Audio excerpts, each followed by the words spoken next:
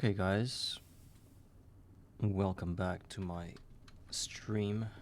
Crytek New Horizons episode 30. Actually, I need to rename that. It's a anniversary of sorts.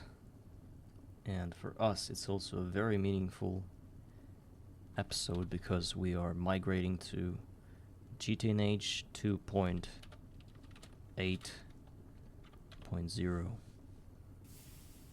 And we're here now. I have updated the world. It took me 2 days to do that. Well, actually, it took me about 20 minutes. Could have even taken less, but I had some issues I was trying to figure out. And most of that, of course, is fine, but I will still need some people to advise me on certain things, which we'll wait for some time, and then maybe I'll ask them some questions. Maybe the guys know what to do. Well, first of all, I'm going to do the same thing I always do, grind here, but at the same time we're going to look at the quest book and stuff, see what's new, what's popping, you know. Because obviously I'm very interested in what's new. I've read the changelog, so things should not be really new to me. But at the same time, I really want to know what's going on with the new version. What's the current meta, you know, of things.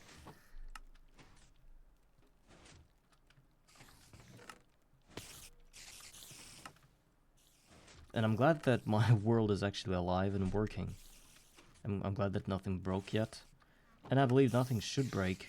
Well, there might be bugs which we will later fix in newer versions. But right now the farm is working, nothing stopped. The grind is continuing. And yes, we're here. I don't know if this stream is gonna be long, maybe not more than 2 hours, because I don't know. Today's quite a heavy day for me. And there are a bunch of things that apparently stopped existing. I know one of them is Hussein, which is like a scythe from a GT. Now you have to build a Tinker Tools sense, and it's actually a lot better because you can repair that instead of having the GT thing. Oh, they updated the charcoal pile igniter and they made Wayla a lot brighter. I don't know if I like it. The world itself kind of got brighter, you see. Interesting. Can I tone it down a bit because my eyes burn whenever I'm looking at it. This Wayla thing that appears. Can that be changed? And also the item subsets. I used to have this thing also in my other versions, but I don't like that. I want to get rid of the item subsets. How can I do it? Items subsets.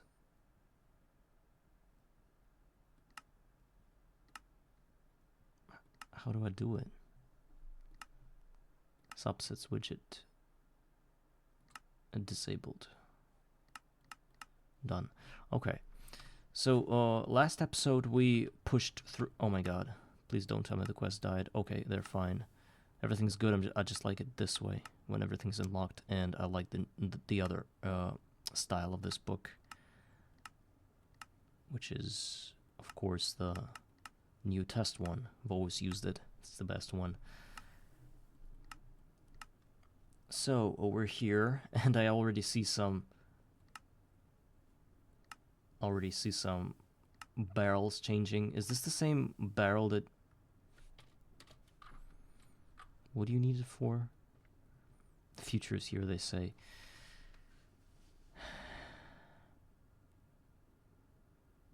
Oh, this is a backport of barrels. These can be placed next to each other and opened with a block above them. And you can upgrade them. Compact machine setups. Yeah, talking about compact. You will still have to build like a hopper for them. They changed all the blocks, all the textures to the new ones, the ones that are from the Minecraft. Looks ugly, extremely ugly. Look at that. I don't know. It looked better when it was like vanilla. I don't know, I gotten used to the chunks. These chunks now, I'm gonna get used to that. No point denying that it will all blow over, all the disappointment from all of this. But they left this one for some reason. I guess the most common ores were changed, but not all of them. And how do you... Oh, the plates. Yeah. Favorite. And where does this favorite... Where do I go to see all my favorite items? Do I just type in barrels and there it will be marked with a little green heart? Wait. Barrel. It's not.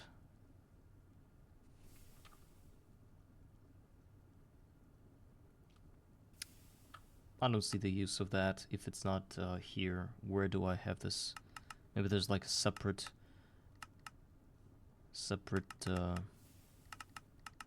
I don't know, it needs to be dissected, you know, all of the changes. Oh yeah, and visibility of all the connections as well. That's what I need in the quest book. I've already made 2. Yeah, I did that. I don't know why they added this quest for better understanding of the game, but I already did 2 because 1 anvil and then I built the second one. There used to be a quest that, yeah, look, 2 out of 1 anvil. That used to be that. They changed it into a new one and made it locked. Not locked, but not completed, you know.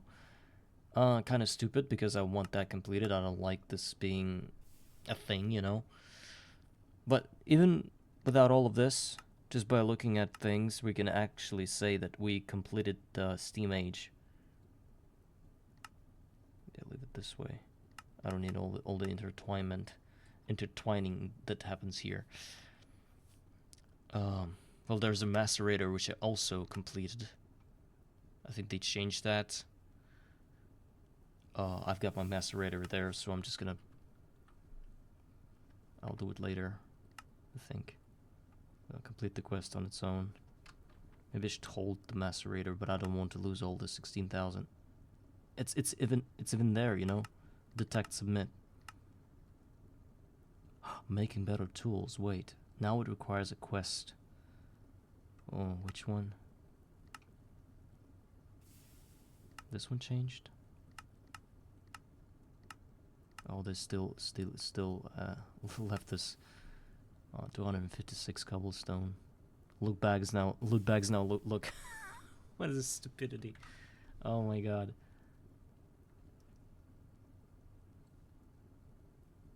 Look at that. Crazy. What else? Food, fried chicken. This chain used to be... Oh, or is it a different one? Whatever. Yeah, they added some more. 3 more. We'll read it later if we need it. I don't remember to have these bags. Iceman? What do you have it for? Apothecary's backpack. Why is it not completed? Because I didn't need that, right? Making better tools. I do have all of this, but I don't have the bronze pickaxe head and shovel head.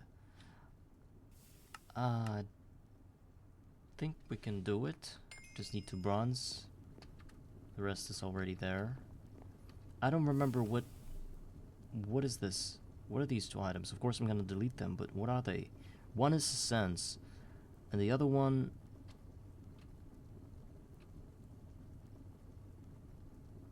Pickaxe? An iron pickaxe? Can't be that I lost it again. It'd be so unfair. Actually, check out the new sounds that the machines are making. Now it's not grinding for my ears. It's like smooth now. And one more thing that I read in the changelog is that you can just basically disable the machine, like disable the machine sounds by pressing right click on a block, on a machine block with with a hammer. Let's hear how it... Yeah, a lot better. It's barely noticeable. Piston. I would love to check the sword inventory. How do I drop off to nearby inventories? That's the best thing ever. We need to keybind that thing. Control plus drag to move.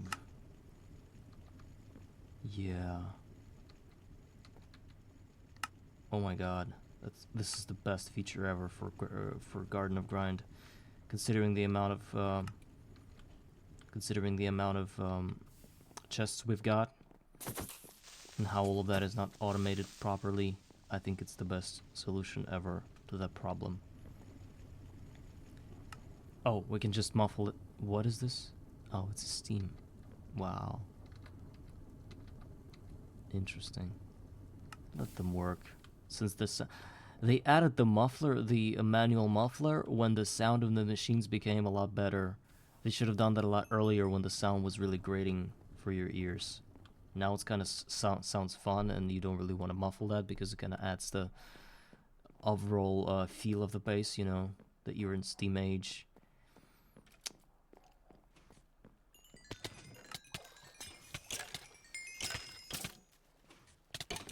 It's the first time I'm seeing cobweb here in that way. Okay, so I'm just gonna delete the items, right? Because it's still... Well, this was a... What was that? This was something built out of flint. Flint hoe? Don't I have these now?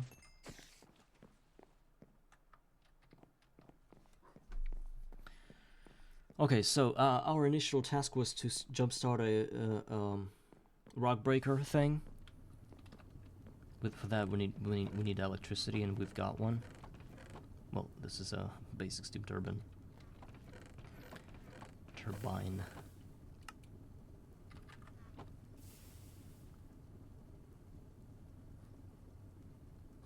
Oh yeah.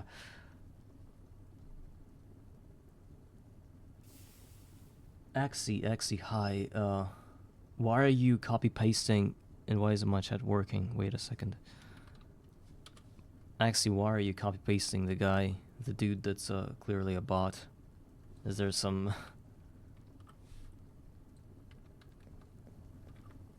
meaning behind it? Thank you for watching my VODs. So many laughs early game. Well, what VOD are you talking about? The first ones, where I just continuously fell into the void and I was basically not really happy with my life. Those were indeed fun, but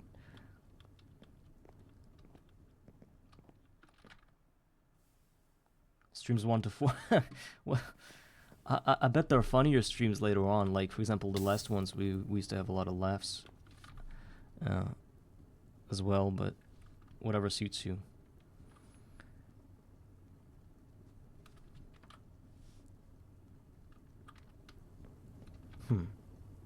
It's strange that my transparent Twitch chat is now not working over... I wonder if there's a setting that makes the game not like that makes it above all other screens, including the ones that it isn't supposed to be over. Because I'm supposed to see my chat, but I'm not seeing it because the game is above the chat. What do I do? Okay, that's not good.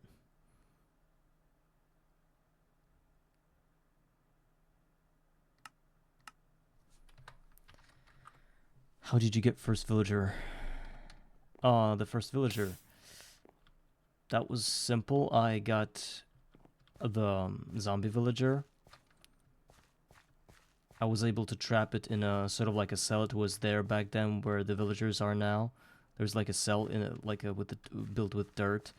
I trapped it there, and by the time I had the villager, zombie villager, I already had like a set of golden apple and a splash potion of weakness, so I just used it on a villager, of course, with a backup, just in case things went wrong. And I got the villager that was the forestry one. It allowed me to get a sapling, but not the one I needed. It didn't give me the completion of the quest because the logs were different, but I was able to convert that one sapling into a rainforest one, which completed the quest and started the game for me.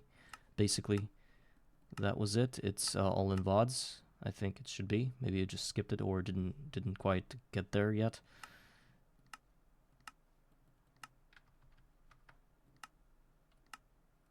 I remember I got lucky with the villager, and the first one was the forestry one.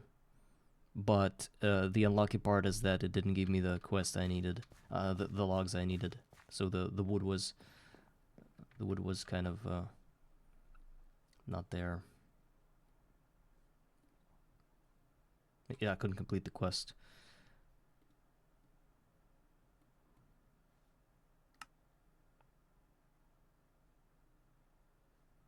Trying to set up the chat. I don't see anybody. I don't see my chat. Advanced, maybe?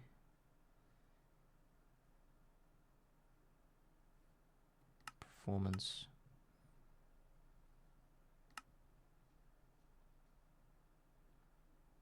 I don't know, I need to be smart to do all of that. Right now we'll have to probably very inconveniently alt-tab to see if people chat anything.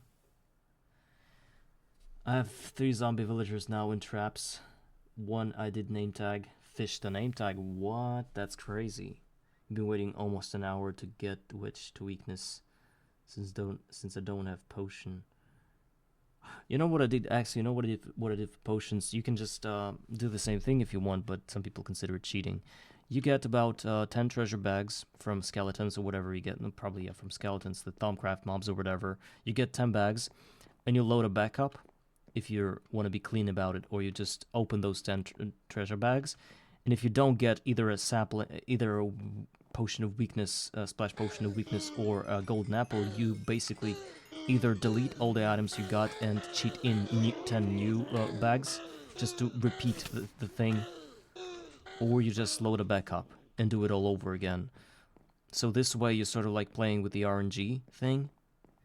And I just cheated in the treasure bags because I did not want to waste time reloading the world constantly, like 6 or 5 times in a row. So I did 2 sets of treasure bags. Each was like 10 treasure bags. From my first 10 treasure bags, I got the golden apple. From my second one, I got the splash potion of weakness, and in total, I needed about 20 treasure bags. So you could do that if you don't want to spend a lot of time. I mean, anyway, there's quite a high chance that you can get these items from 20 treasure bags. I think it's about 50-50 that you get it. So, oh, I actually still have this Maclara wood. It's from the this unlucky sapling that I got in the beginning. So,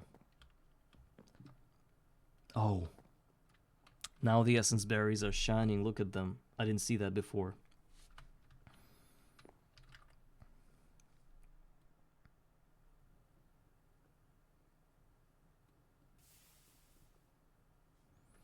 I don't know, my chat is not working. Maybe I should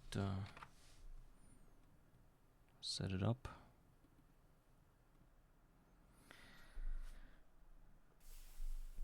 Settings.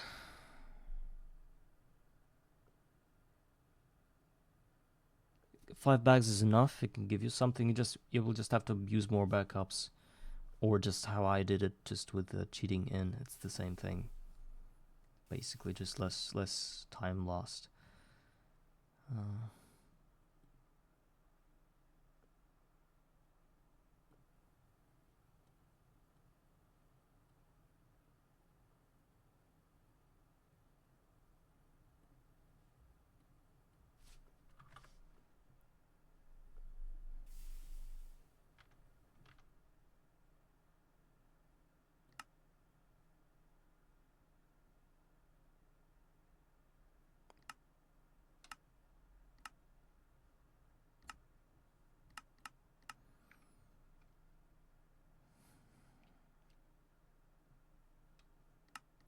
started a stream without checking that my chat isn't working.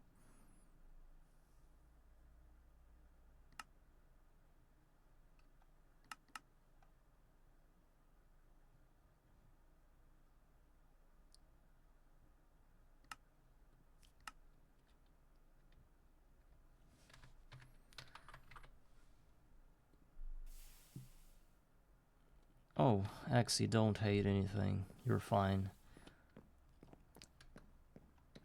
We still can't settle on that. With all the cheating, nobody cares, you know.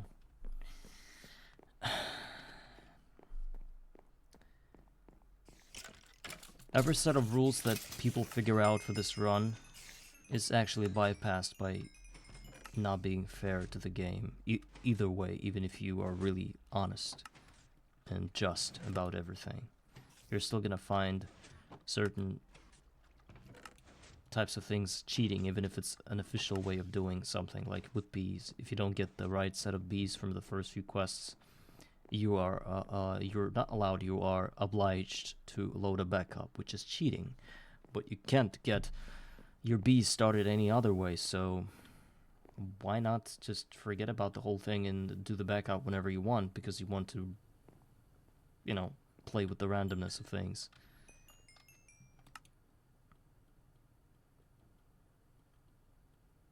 But just, for example, I don't overdo it. Like, I'm pretty, I would say I'm pretty restricted with it.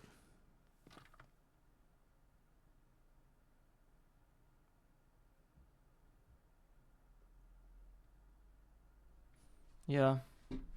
Some people start GOG with a bucket of lava, a villager egg, and a sapling, and I don't see a problem with that, especially if you already played all this. Why do you want to wait for hundreds of hours again?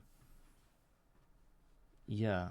I mean, you should probably do it like in a fair way, and then if you want to try it again, do things differently, you can just already get all those items from the beginning because you've already sort of did all the things.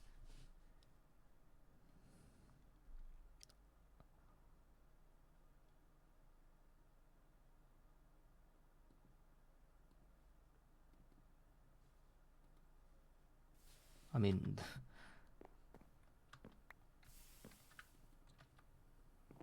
my chat isn't working. I don't know what to do, guys. And why am I sleeping face forward? Look at that. Oh yeah, now it's fine. So, let's finally do some progress. Actually, if you're interested, I'm already in LV, sort of. I've built my first steam turbine, and so basically I think I've got electricity. If I'm okay with that. I mean, there are probably gonna be ways where I won't be able to use it for some time, but now we're gonna want to get to the, not the macerator, but the rock breaker.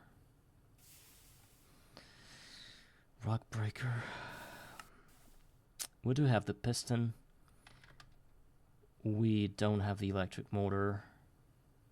And with diamond grinding thing, it's gonna require steel in huge quantities. Okay. Still 360. It was it 320? No, I think it wasn't. I'm starting to see things.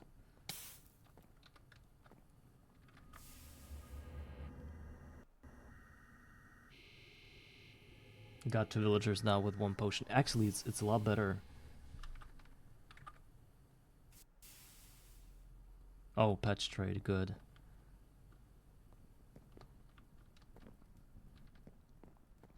So I think you're set.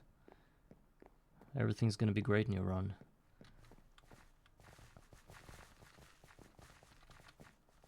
Maybe the villager trade was set after the update. I wonder if that happened. I can get some more lava. No, it didn't. And I can't do anything about it. Stupid. Oh. Okay.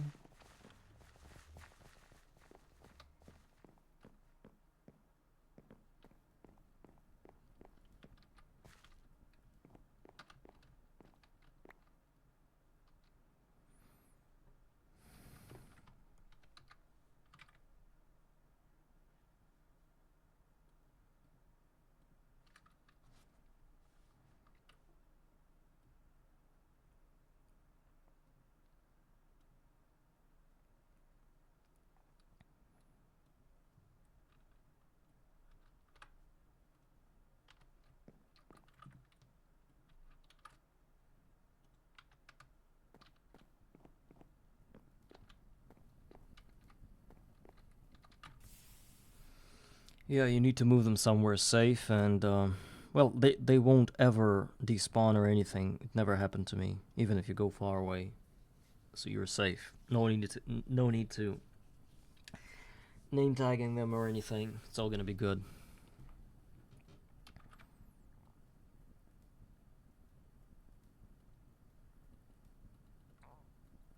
Chat isn't working. Well, I guess I'll be checking chat every 5 minutes or something.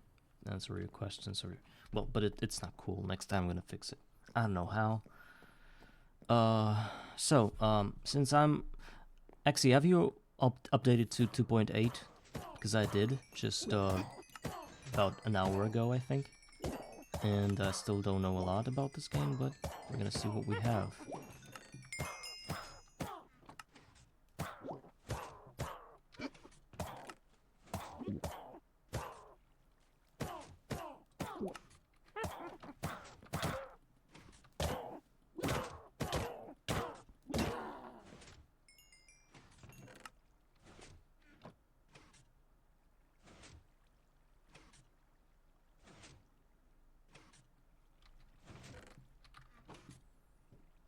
Oh, right, okay.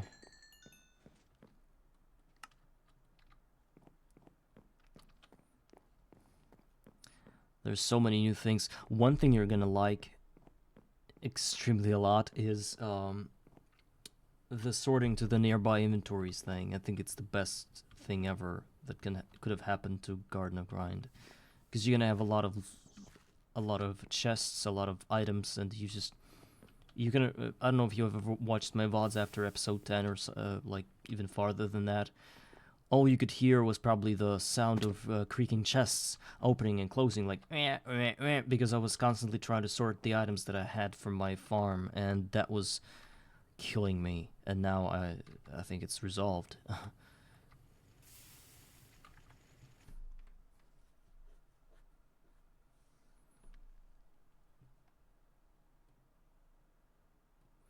Maybe I should go to Discord.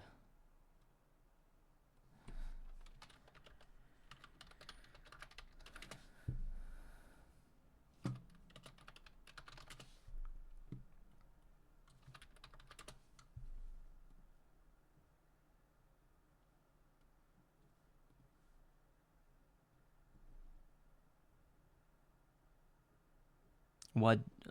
You because I already have wood. Why do we need why do we need villagers then now? Well, there are a few villagers that trade you iron um for coins, and I think that's one of the reasons you did it. Let's go get the bronze.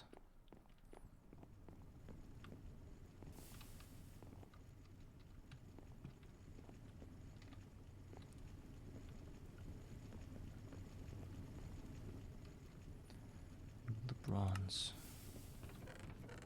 All we need is like two. One.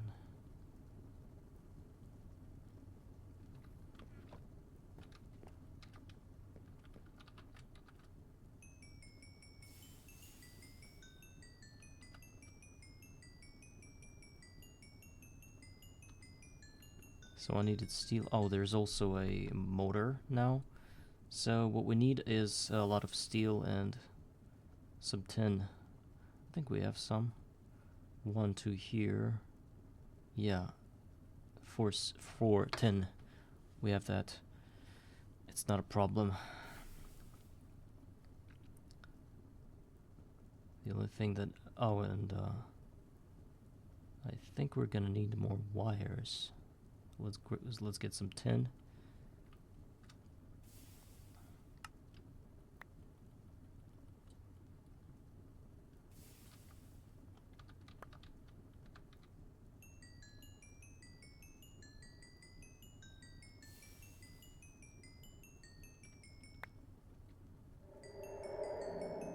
And some copper as well for that bronze thing.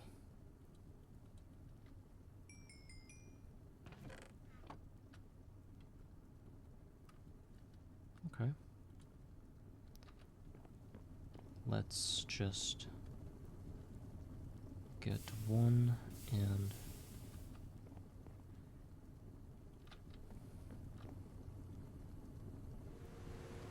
nice.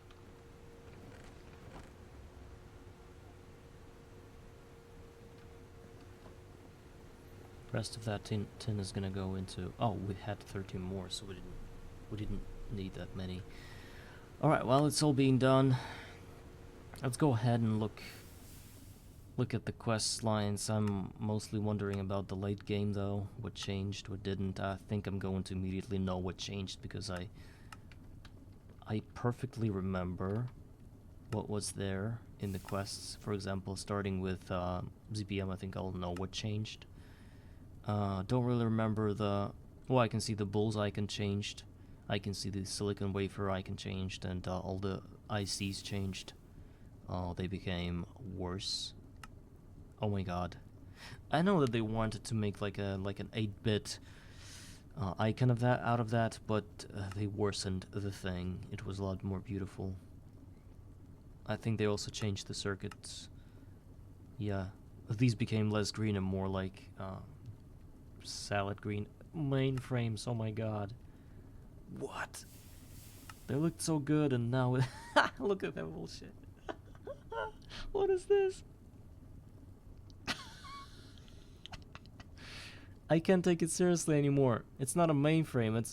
It's like a set of batteries from MVH, no, from LVH. Look at those things. They look exactly like those batteries from IC2. Look. Is this? Oh my god. Mainframes, right? Yeah. Super serious stuff. Well, the blue ones look kind of good. Yeah, this looks better. Maybe it's because of the color. How you know how to autocraft in 2.8? Oh yeah, and the villager for clay. Sure, I forgot about that. Yeah, without the clay, you won't be able to do anything. Yes, I got my first 128 clay from the villagers. It was a hurdle. I spent an entire episode or even 2 episodes doing that, but I did it. It was in about I think in about 10th episode or something. I don't remember. Actually, on my YouTube channel, I put description under every VOD that I loaded on YouTube, so you can see there what I get there, and I always type in some stuff like getting clay for something or like getting iron, blah blah blah, so you can probably see where I'm at with it if you ever want to watch it. But if you don't, of course, don't go there. So I don't know if XP bucket recipes are easier with anything, because the problem with XP buckets recipes at my stage of the game is that I don't have the XP buckets. I can have like 50 levels of experience, and it's gonna have I'm having a hard time collecting all those experience buckets, you know. If I were to have like hundreds of levels, then I would probably be like wondering how can I automate the process of crafting stuff with XP buckets. But since I've got like 50 levels every 2 hours from the fields of essence berries, then it doesn't make a lot of sense for me to even think about auto crafting stuff, because I can do like batch crafting manually every 2 hours. It's not really a problem for me. But later on, I will think about it. So for now, I'm not really touching auto craft because I don't have the resources for that. So mainframes, okay. Continuing with the rest is as usual. Yes, all of that pretty much the same. I don't really remember that these two were like this, but it's fine. They changed the Lapachon dust a bit, I think. They also, the redstone sniffer, this guy sees some unconnected redstone connections. Now the IV tier, they left all the bullshit in here with osmiridium, and Platline basically is the same. I never understood this quest of Monazite line. I know it's all done for Samarium in order to get the new magnets later on, because without them you won't be able to progress to LUV tier. Then here we've got netherrack mining. Wow. Netherite. It's not mining, it's milling. I misread the thing. So now, starting from LUV,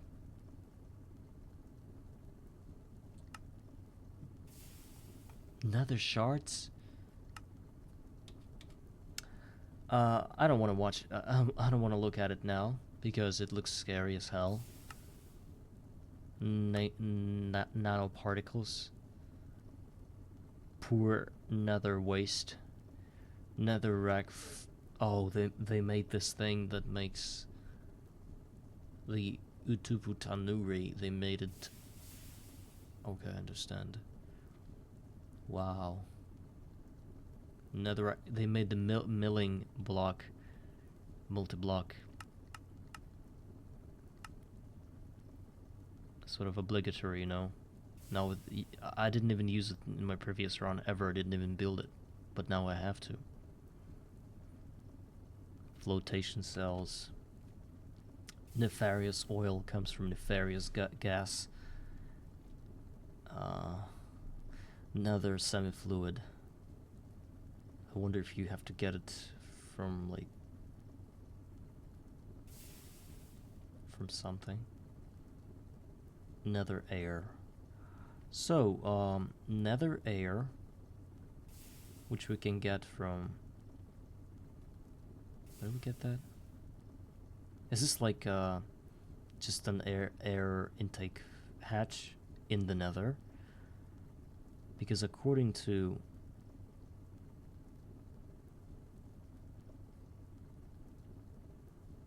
I can get a bunch of things out of this one, including coal gas, sulfur dioxide, so basically sulfur dust, neon, atrazine, which is for the rocket fuel, probably, right? What is this? Okay, whatever. I think I don't really remember. Nitrogen, dioxide, and nefarious gas, and this heavy hellish mud, which is rich nether waste.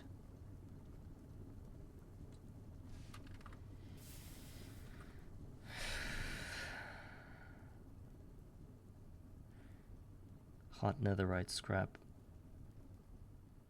So this one is a meteor.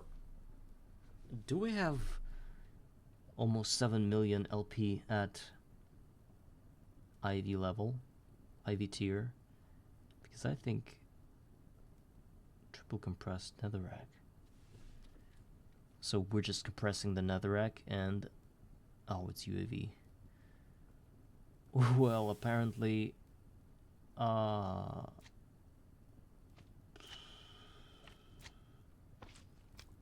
This stuff is crazy.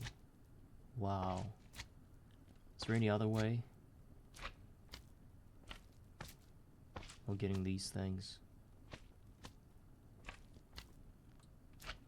It's crazy.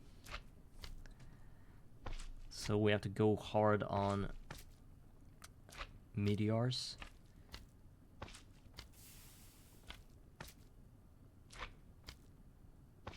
And even that, I don't know if I can have almost 7 million.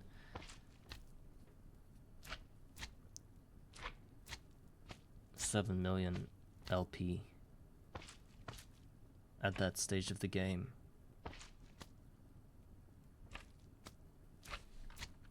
But it's something that we should think about later, of course. I guess it's possible. But now the entire game just got a lot harder. And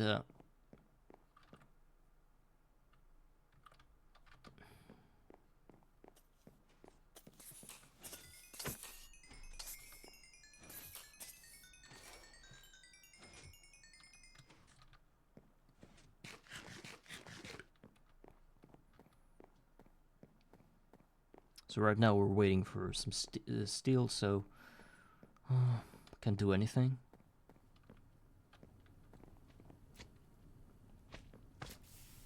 We need about 20 something steel.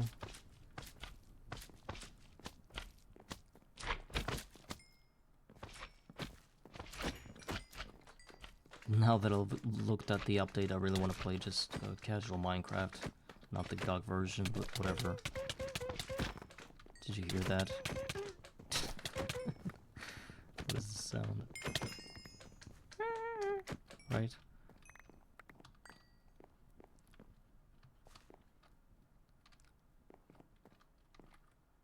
Oh, Axie, how'd you find my episode first to 4 VODs? Those only stored in Twitch for about a week, I think, and then they get deleted. Did you go to my YouTube or something? Because I'm genuinely interested. Oh, it's good that I got the 2 more ectoplasm.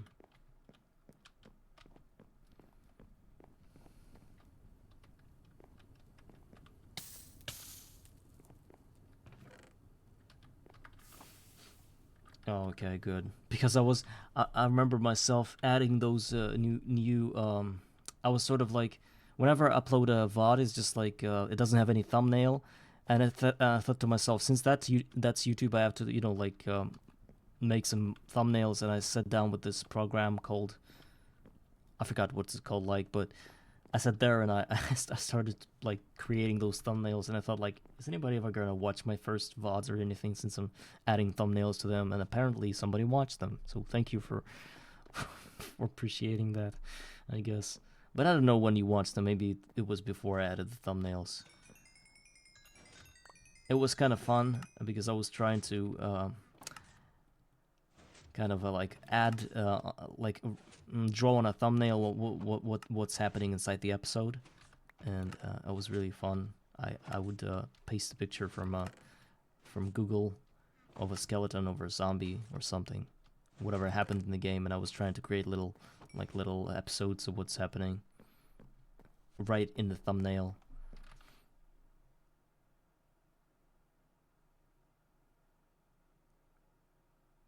You should put playlist in old to new. Okay. I guess you're like playing your own game and sort of like in parallel you're watching me, right? So it's sort of like there's a person playing with you. But I guess you could probably go a lot faster since you're playing single player, not talking to people or anything. I think it's going to be a lot faster for you. And of course, if you're still like struggling and you see me going farther than you could probably see me make some mistakes and like avoid them. So I just want to warn you that there are like 3 or 4 episodes where I was struggling with mob farms, so you can probably skip those and get to the really good design, which is basically you need glass for that. And even though it's not perfect, but it's the best design that I have now.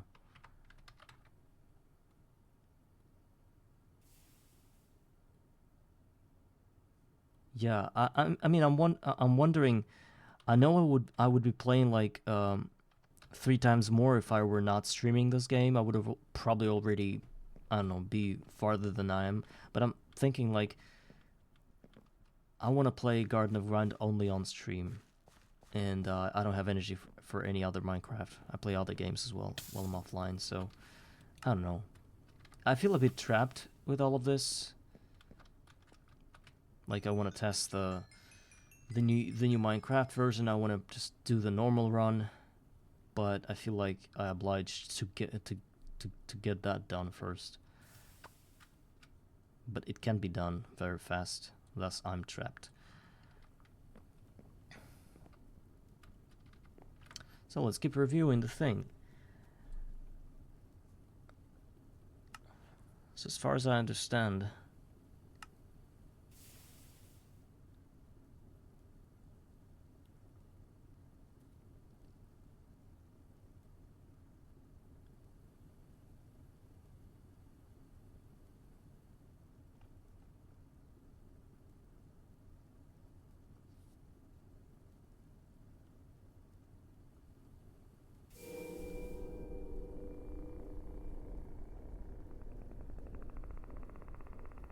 oh, you for this netherite line, you need like grade 1 purified water and aqueduct coils.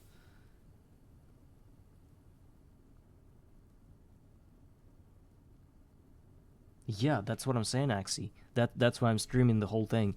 If you were to add up all the time that I've from the VODs that I upload to the time that I have in my client settings, or I mean in my leaderboards minutes played, the discrepancy would probably going to be about 5 or 10 minutes. Since whenever I start my stream, sometimes I would load up the world and it's gonna be like standing. I would stand there AFK for a few minutes before I get the thing going. So it's gonna be minimum, the amount of time that I was not streaming while I was in this world. So I mean, I basically streamed the whole thing, and so I did not want the people like you to feel that I was like mining off screen, That's what they call it. Like I mine I mine something off screen and then they show the entire chest of diamond blocks, right? Sure.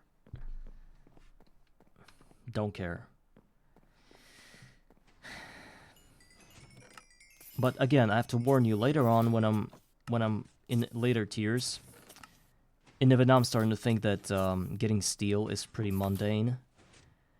I would probably want to leave my world overnight, so that it can so that my base can generate some things, But I think it's going to be not earlier than IV tier or something, where I already have like my image system set up.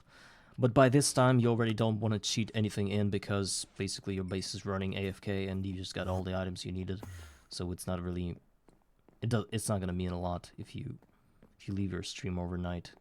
We'll see. I didn't leave my my previous world overnight before I started UV, I think. UV tier, so that was pretty late in the game where I did that.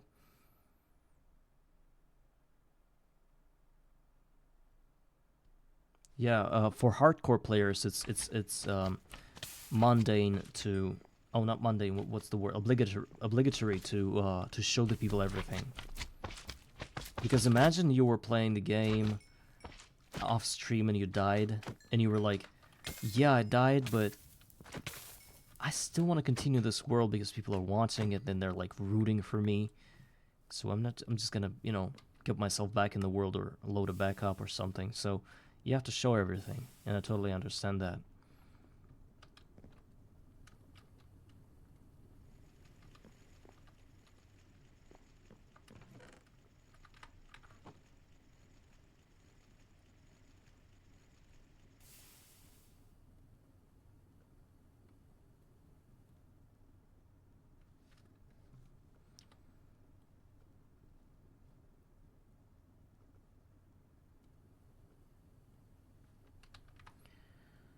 Oh my god.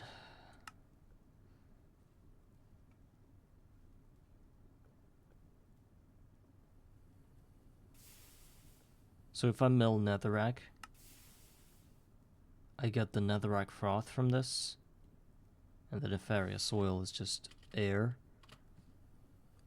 I get poor nether waste, but I cannot, for the love of God, do anything with it unless I have a netherite scrap seed, and that I get from netherite scrap. And that I get from netherite scrap and lava, and that I get from ancient debris. I've got a problem with it.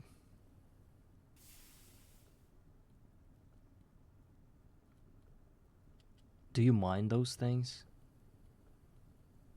Like, where do you get them? And what's more important is that in a meteor, you get one debris. It's stupid. Like, I get one.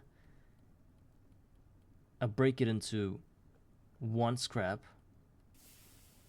I make this piece of scrap hot, and then I need at least one more to get the... What's the math here? I'm kind of getting confused here. What if it's not really possible? Or am I missing something? I think I'm missing something here. Ancient debris. Why don't you tell me where I get it?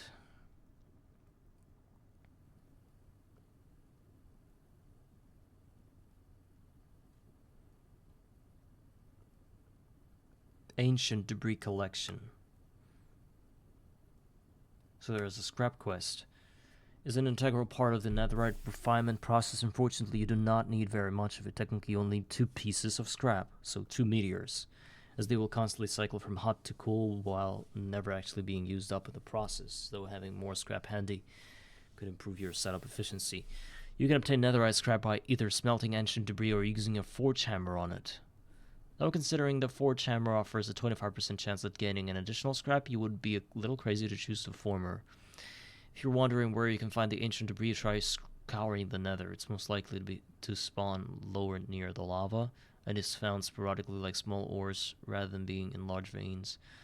So it's a meteor for us. 2 meteors.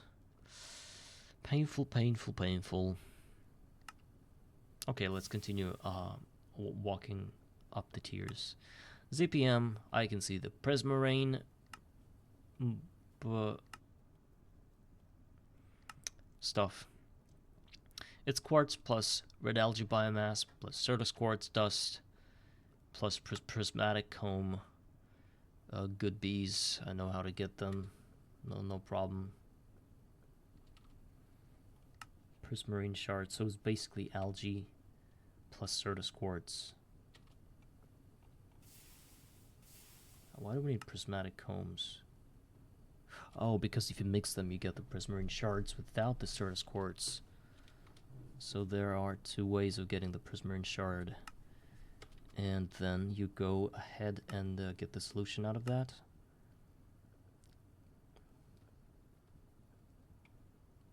Solution cell.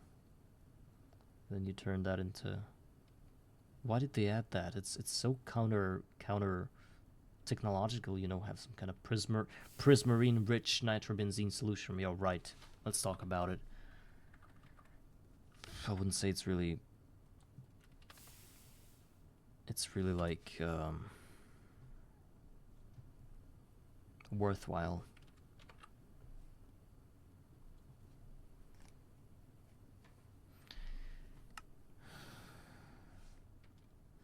Prismarine precipitate. Prismatic crystal. Molten strontium, whatever that is. Now I understand. I remember looking at it and thinking, like, where is this coming from? And now I see. There's the plasma. That's actually pretty good in value. And the crystal itself, what does it do with boron plasma? It creates the prismatic gas, which is turned into prismatic acid and into molten prismatic naquita.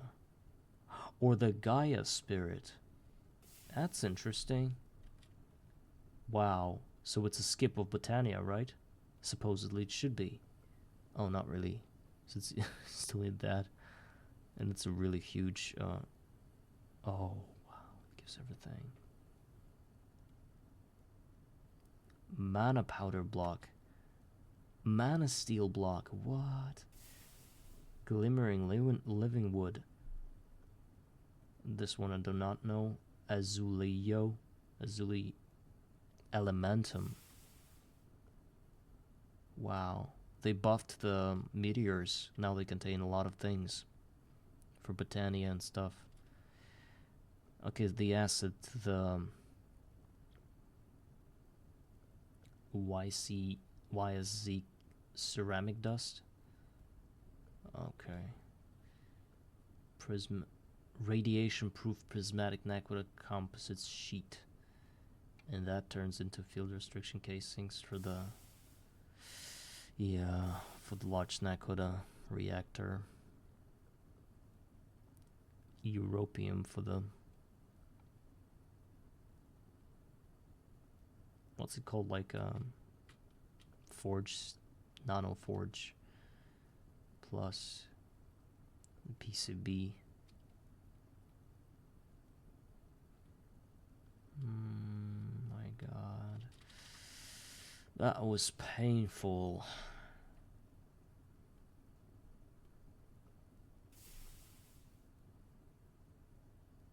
Wow. The game is rigged. Okay, UV tier. Not changed. Not changed. It's the same thing here. Quantum uplink. What the hell is that? Oh, I think I know what that is. Is a multi-made specifically for the matter manipulator that is unlocked with the aid of the UV tech. This allows the matter manipulator to connect to your immune system over the infinite range and across dimensions. Oh, I did not know what that is. So that's basically what it uses. So it connects to your world edit tool, which is matter manipulator, and it requires you to waste a lot of energy, spend a lot of energy moving blocks in any dimension, and at the same time it also uses plasma per transfer. 16 KU of plasma per item per 1,000 per 1 bucket of fluid. So you want to move your base to the moon. It's gonna eat all your billions of plasma, as far as I understand it, but it makes it possible. This became less red. It's like now this one, it's not looking good. It's not looking good. We're gonna get used to it. UHV, let's see. Why does it look so... Oh, they changed the... Oh my god, it looks so ugly. But at least now it replicates the items. It replicates the materials it's built from. Now it's not blue as it was supposed. Oh, it shouldn't be blue. It was UHV. It was pink. I remember it being pink. Now to the nothing changed here. UEV. Okay, now they made UEV to be infinity. There used to be like a max tier components, and they were glowing like that. Now it's UEV. What about the max tier? Okay, motor. Yeah, look, the max tier. It's still here. It's not craftable or anything, but oh, and they made UIV tier motors spin like the transcendent metal. Wow. This one stayed the same. I mean the max. It still now it looks like UV, but just a bit different. Okay, I like that they also thickened the tesseract. It used to be a lot thinner. Also, I know that they added some speed, up and down speed to the Infinity armor. 10 gamma is still as bad as it was. Yes, it requires an ion thruster jet for that. It's gonna be a pain in the ass because I know this is what we'll have to do. Oh my god. What about the infinity chest? Yeah. Awful. What about the UV superconductors? Yeah, it's all the same. All the same thing. And let's look at the UIV. I'm basically looking at the tiers that I've played up to. Spacetime is uglier than it was. It used to be a lot better. It used to look a lot better. People that know what I'm talking about would agree. This is not quality right now. But okay. They made it like uniform. They made it all look the same in the same dimension, you know. Speaking image-wise. They did not do anything to the UMV tier and the last one, and game goals. Do not know, because I never played up to this tier. This is where I stopped. On the sun picture, this is where I stopped. So, from the looks of it, just progression-wise, we're gonna have our ass cracked and kicked and ripped by the netherite line, because we're gonna need to set up meteors and a lot of it. And I don't even know if I'm able to gather 6 million blood in IV tier, because I know that 10 million. I think that 10 million blood is the last tier. Maybe I'm mistaken, and it's just not true. In the last tier, you can only get through extensive Thaumcraft, research plus some extensive progression in ordinary GTNH. I mean the tiers, technological tiers.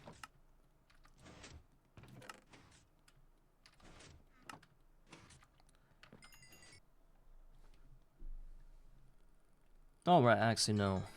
I wasn't asking anything, I was just talking to myself and to my future generations who are gonna watch the stream. I was just like discussing certain ideas within the premises of the quest book. I'm really frightened by the new netherite line. And you are, as a GOG player, should be as well, Axie, because you're gonna need to build a whole meteor system and somehow get 6 million blood in IV level, in IV tier, and I don't know what to do, how to get that. I don't remember how much you can get possibly in IV in terms of blood, in terms of LP. Okay, let's see if our steel is ready. Nothing is ready. Let's get some more coal. So I really wanted to rebuild my base. That's why I'm pushing through to the rock breaker. And I'm probably going to move upwards from the slimes. I hate them. And now...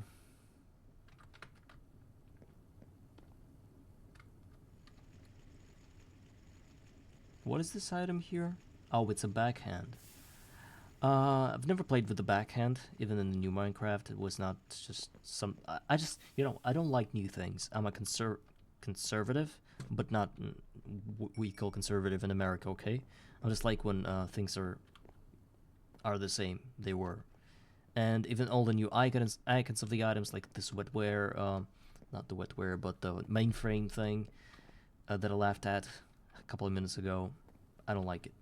I'm a conservative. But actually there's no buts, I just don't like it, and that's it. And this offhand, I mean F, right? I know that it's F in Minecraft.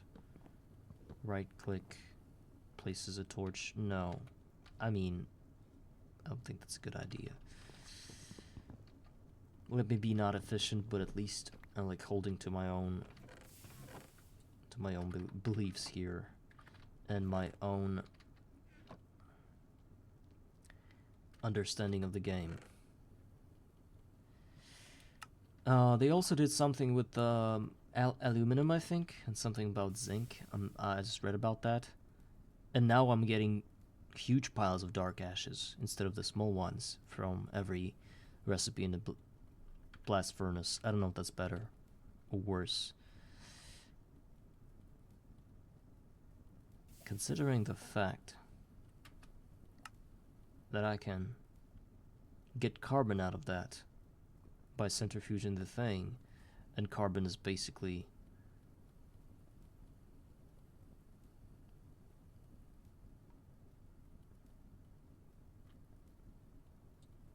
nothing at this moment. I don't know. Yeah, I wanted to get the bronze done and just throw 2 bronze there.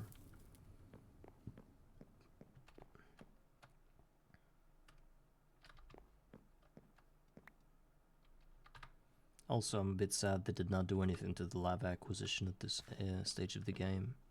But I'm playing GOG, so I should not really nag about anything.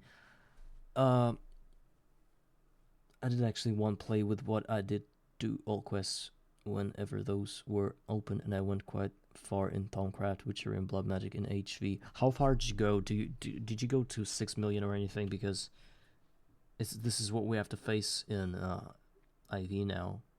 We're at the beginning of LV. LUV is about 6 million blood. Larvae, hi.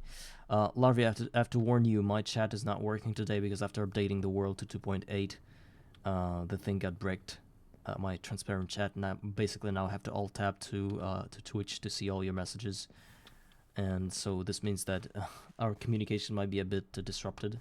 I'm still reading all your messages and answering, just not in live, you know. But you can type whatever you want. I'll answer to it, and I'll try to fix this thing next time, because I rushed into streaming today after I updated my world and didn't even think about checking my chat, because who would have thought that the chat would be broken, right?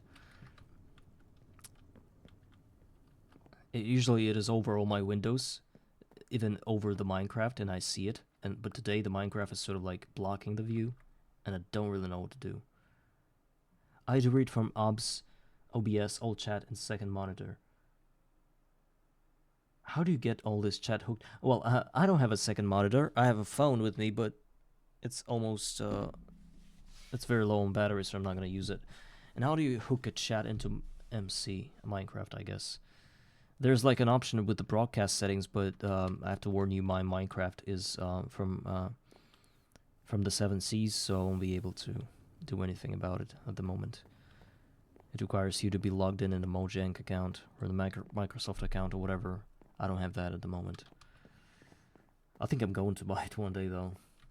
Maybe to play some multiplayer with some people. But now, since I'm playing alone, and considering the prices, it's not my type of thing.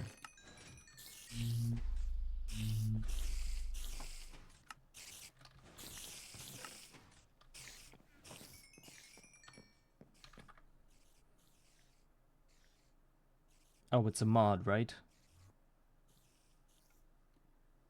Oh, I think I'm going to use it next time.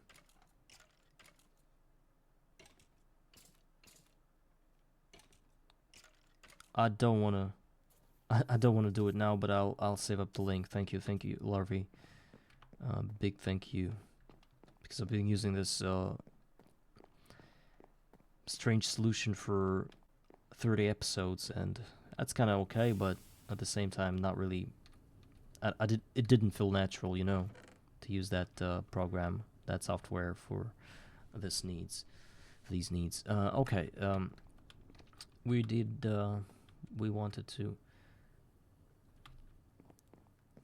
get more steel, plus the bronze is now ready. Let's go ahead and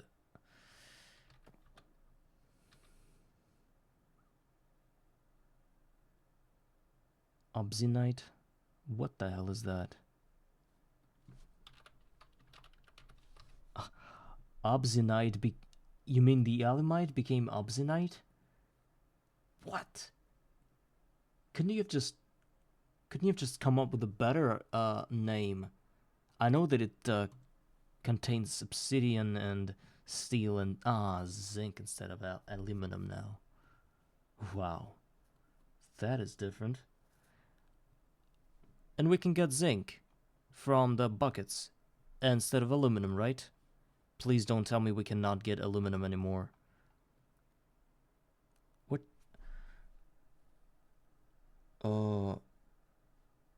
I was really worrying that I couldn't get zinc, but now the zinc is here. And they took away the aluminum from us, guys. Oh my god. But luckily, I'm not really worrying about that, because I got myself plants, the aluminum berries, and I can get aluminum from there. Look, if I just look inside of this thing, oh my god, it started to die. I got all the aluminum in the world. I'm a rich guy.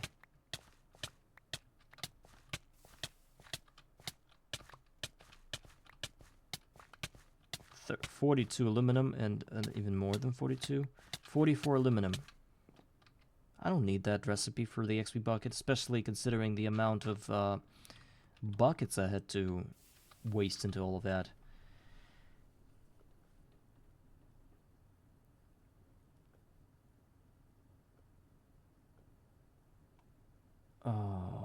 Also, if you do that, maybe want to search Seribot, it's Twitch bot thing that blocks other bots.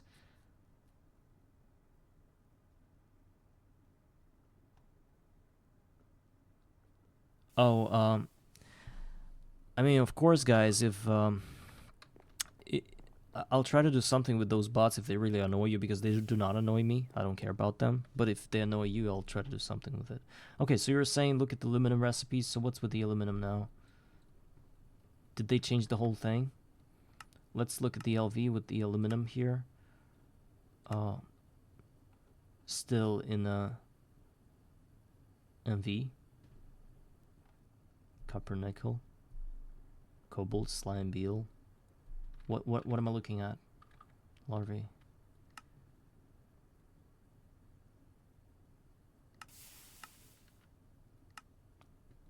I mean, you mean how do we acquire aluminum now?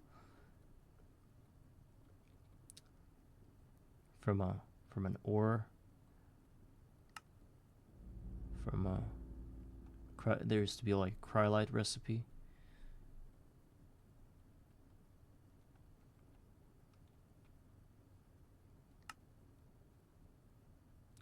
Cryolite dust. Sodium, aluminum. But this is not my reality. Unless I get bees. And those are pretty far into the progression.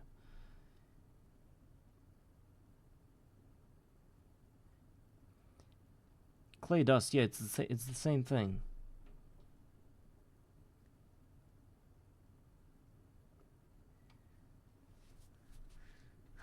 Looks like alu isn't bucketable. Yeah, I've just been ranting about it like a few minutes ago, and I think I'm good because I already have the berries and I get the aluminum the other way around. I'm just gonna expand my aluminum farm, and that's gonna be great without the buckets. I'm more glad that they added zinc to the bucket list. Clay dust electrolyzation, sure.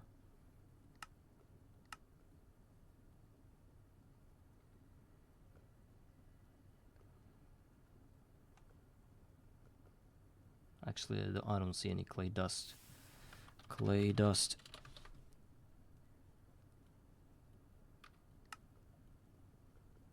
Let's see. Yeah, you get the alumina from that, so also possible. I mean, you can still get aluminum from buckets.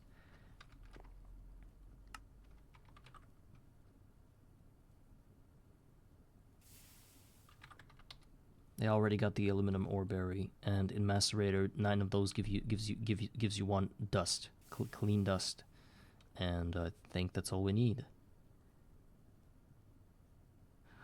One strange thing, though, I don't remember getting raw silicon from aluminum. Am I tripping? I know it's like a catalyst and you get it back, but they used to. I think you used to use like a. What'd you use instead of aluminum in this process? Larvae, I think you know. I think you've been doing that thing. Yes, and that's a more good thing. The crop manager LV now can get the crop berries.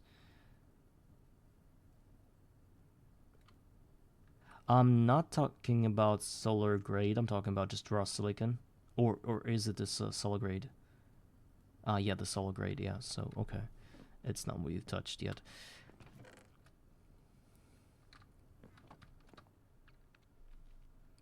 Let's look at the crop manager.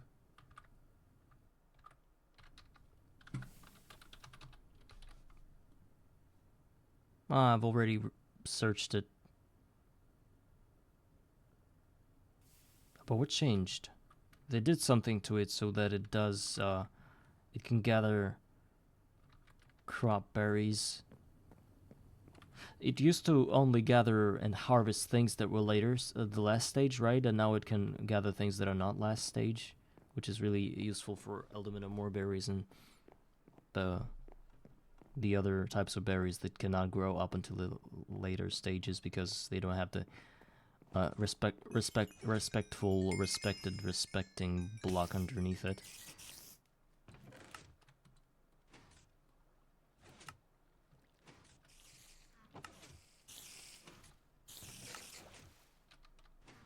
So Um, Actually, one thing though I wanted to ask you and other guys that have ever played Garden of Grind. You know, when you set up the game, you're supposed to change certain things in your config. Uh, make certain things false, maybe certain things true, I don't remember. But the thing is, when I updated the world, I had to copy paste the previous instance with all the config already being changed, right? But then I would have to delete the config folder, delete the mods folder, and some server utilities folder, and add those folders from the new downloaded 2.8 version. My question is, was I supposed to change the config again before I entered my 2.8 run world today, or could I have just left it untouched because it only mattered while creating the world? Because my understanding is that even though my world is already created and all those configs have already worked, have already did their job, I still think that if I were to ever go in some other dimensions that haven't yet been generated, that those configs can just work in such a way that they will be able to, like, if I land on the moon somehow, that the moon will be there, which is not what's supposed to happen. And I'm afraid that the configs that I had during my initial creation of this world are still supposed to be here in the 2.8, even after the world was created already. What do you think, guys?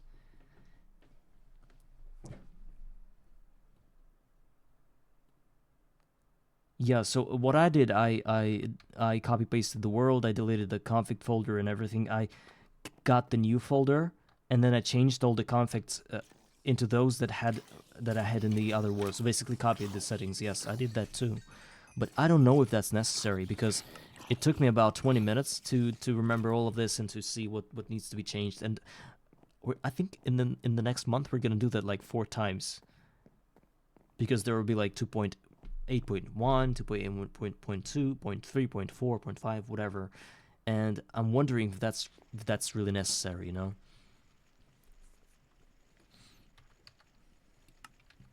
But I did the thing. I changed the configs anyway. I brought them back to the way they were supposed to be, because I was too afraid to not do it. And I think that that's what any person would do.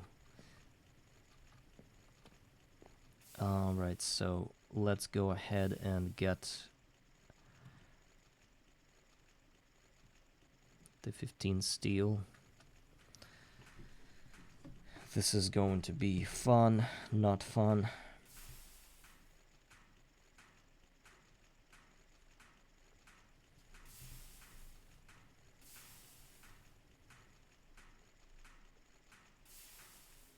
The sounds have changed.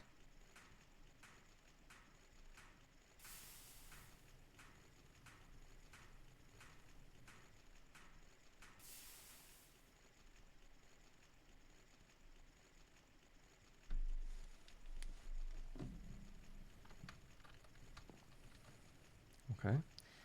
So we spent 8 of that to craft. What's this? A lot of buttons. If you're a new player, you're gonna die looking at it. Range sound changed, plus we're gonna need some tin wire. Let's get the tin. We got a lot of tin ingots. We're gonna need 2. That's gonna be enough. Oh no, what did I do? Well, that was stupid. I compressed the 19 into a block.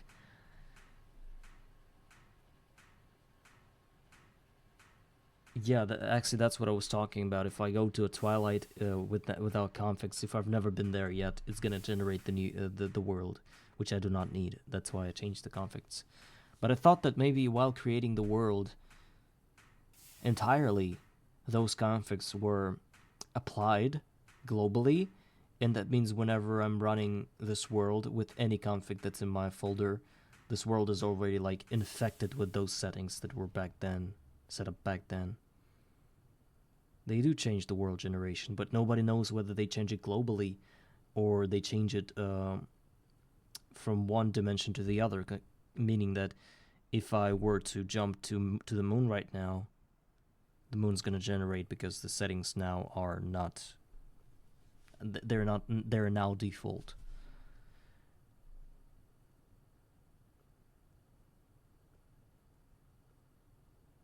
So you're saying, Larvi, that we weren't supposed to change the configs again, right?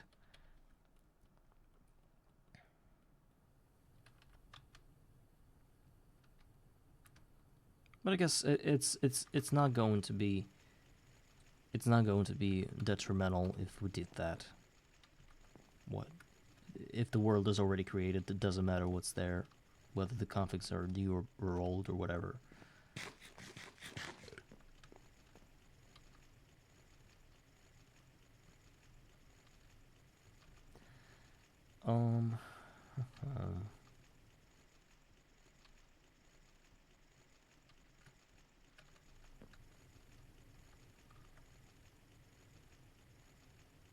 Yes. Yeah, that's what you're thinking. Yeah, I have the GOG config anyway. It's just that I had to manually change it again, because you sort of like copy paste the new folder, and there are new configs everywhere, and you have to change within that one.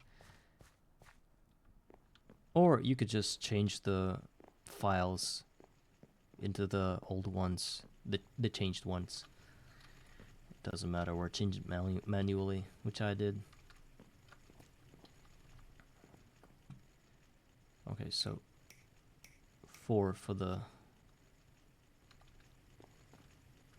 wires.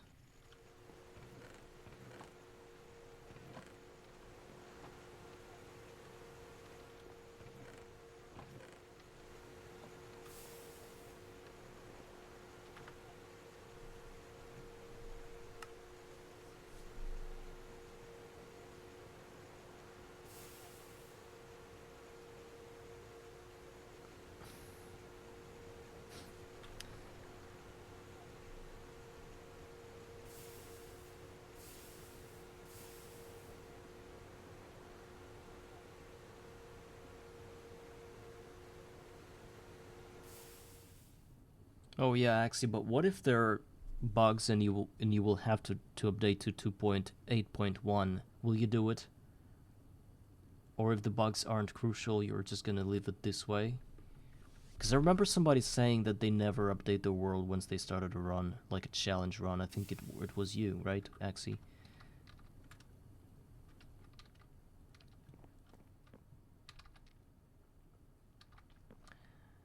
Okay, now the rock breaker.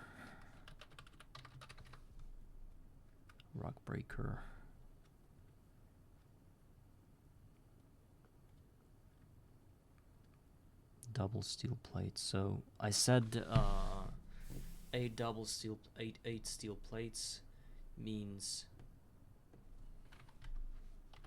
a lot of steel. I don't have that amount. It's crazy. Now I only have 4 and I need 16. No, not 16.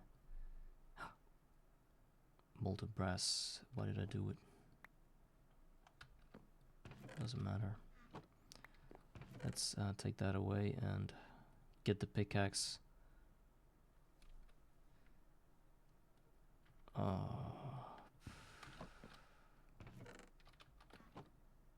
Do I still have the molten brass in there?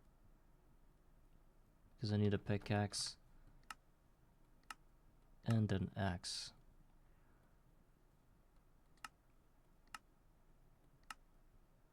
And the shovel head.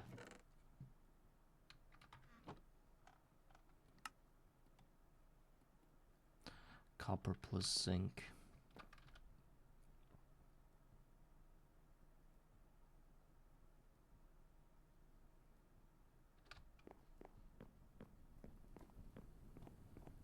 Pickaxe head and a shovel head.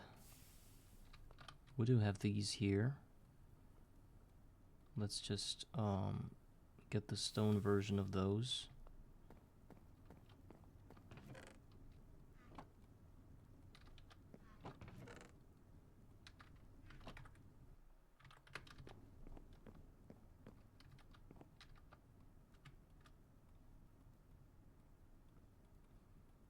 Okay, 2 of these are here.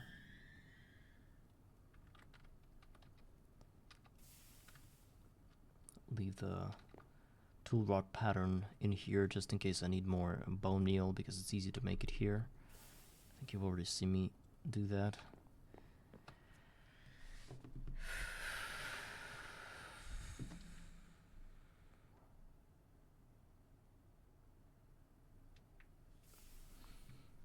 Plus,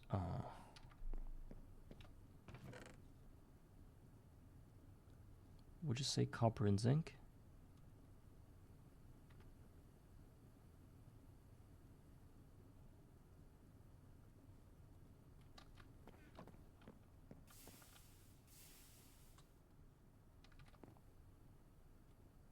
So the aluminum dust recipe was changed to a zinc dust recipe in a work table.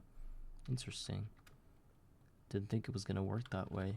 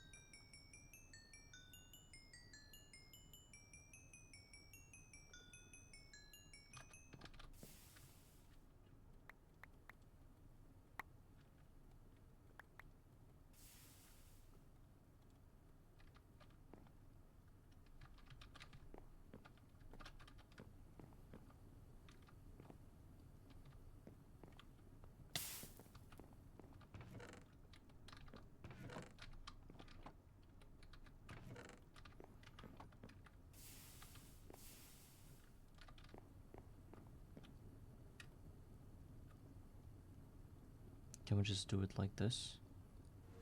Yes. Okay, zinc is not a problem now.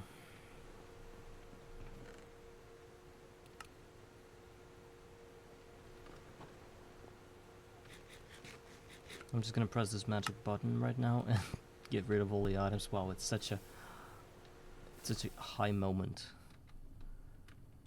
Alright, we need just 2. Well, we'll get all of that in there, because apparently we're gonna need a lot more casts. Just the 2 of these right now, but later on it's gonna be something else.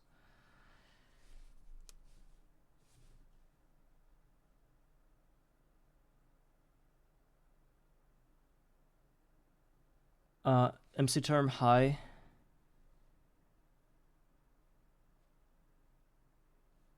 Sir Balzaman hi.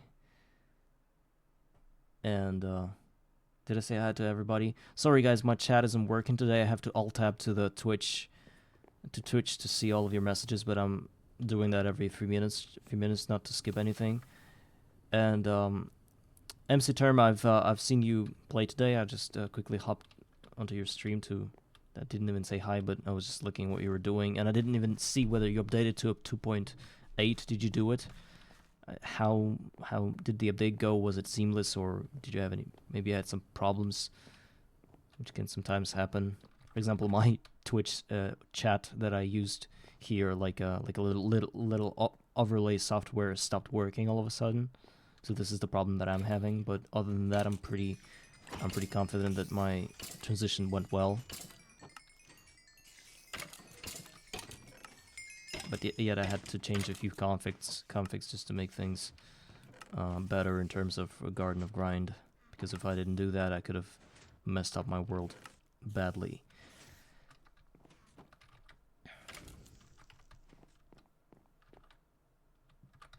Okay. Did you already check the netherite line that's in LUV? It's crazy. Like, I was ranting about many things, guys. Most of them being most of those things that I don't like is not the netherite. It's fine.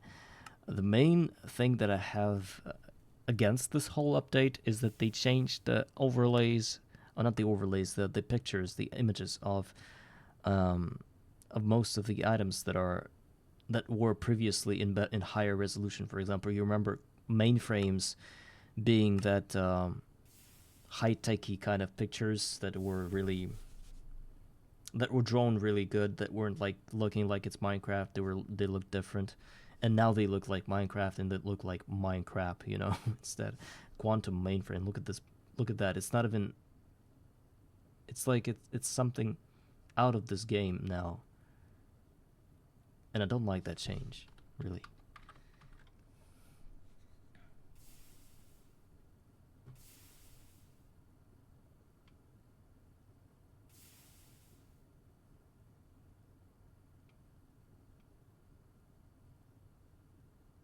You like the new textures, okay. Good for you, I guess. I mean, I'm only having problems with the mainframes, basically with all the tech stuff, with chips, wafers, and with ores as well. Look how ugly those ores are. Well, the lapis Ledux one is okay, but these ones like Indane stats and small ore stats, look at those. Look at those. Just ugly as hell. Maybe I'm too used to the old images of that, to the old pictures. I don't know. And the netherite line, this is crazy. Crazy for GOG players, basically. It's not the line itself that's crazy, it's the acquisition of certain catalysts in the beginning of this line that makes it really hard for us. Oh, my farm is not gonna work again because the whole thing blew up. There's a cobblestone sphere inside it. Right inside of it.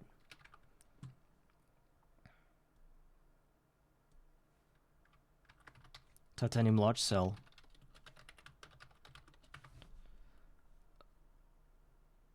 You mean this one, the fluid cell? I don't think anything changed. Well, it did change a bit, but I wouldn't say it's titanium. The pipes, I think they look a bit less pink, right? Maybe I'm tripping. What I did like is that the components for the later tiers, I don't know guys if you've ever played to the later tiers of the game, they look now like they look corresponding to their materials they were made out of, because before that you would have UHV components that were made out of infinity, I think, and you would have them, they were blue basically, and you were like, why are they blue if they're made out of infinity? And now they changed that into infinity, and now it glows with infinity and sort of like beats with infinity, like UHV. Oh, not the UHV, UEV. I think UAV. That's what I said. Yeah, look, it's really cool now. It wasn't like that before. They were blue, and nobody knew why they were blue. That change I like. Looks a bit different on my 4K monitor. Okay, I can see what you're doing here. It looks what I'm gonna say, it looks a bit ugly on my. What am I playing on? What's my monitor? Not 4K, not 2K, not. What do you call these monitors when they're like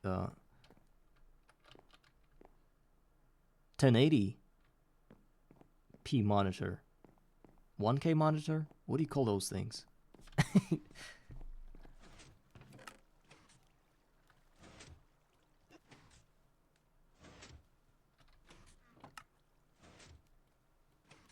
Oh, almost threw my casts away.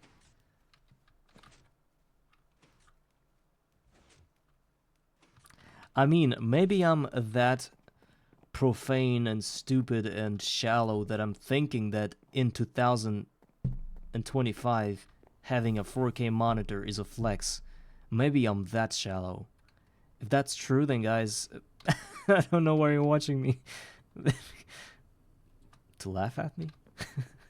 Because I never had a 4K monitor, and when I had a choice to buy one, I could have bought anything. I bought the 1080 anyway because I know that it uses less resources on your personal computer, even though I have a pretty good one, a decent one, like maybe above average or pretty close to average. I'll probably download the specs soon enough under the Twitch screen. It's nothing fancy. It's not It's not any kind of 4080 or 5080 super. Not that. No.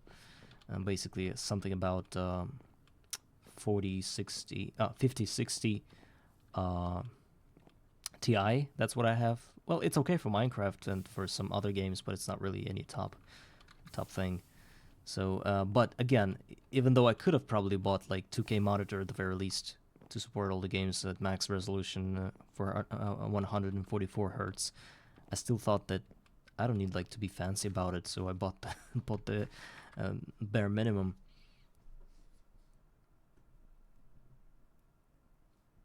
Well, maybe it does look a bit better. I'm not seeing how such pictures can look better on a 4K monitor because, look, where I'm playing right now is a GUI of scale 3, which is what makes my thing look a lot bigger than yours, because MC Term, as far as I know, you play on a... Either it's the same thing, or you're playing on, like, a... Let me see, like, options, video settings, you're probably playing on GUI scale 2. That's what I think you're playing, because your resolution is a lot higher. So all the blocks look a lot smaller, like this, I think. And which makes large titanium fluid cell look like... Well, it looks exactly the same to me, even in that resolution. So, I don't know. I think we've got different monitors and different eyes and everything. But, of course, if it looks better for you, no one's gonna say anything against that. I was just trying to defend my my being surprised from people having 4K monitors and thinking that it's actually really cool to have a 4K monitor, because for me it is extremely cool. Even though I didn't go for that myself, I think that having a 4K monitor and being able to afford play on a 4K monitor is actually like a god thing to me. But again, it's just for me. Maybe other people would be that surprised in 2020, but right now I think every dog has a 4K monitor. That's probably what you're saying or thinking. And I don't know that.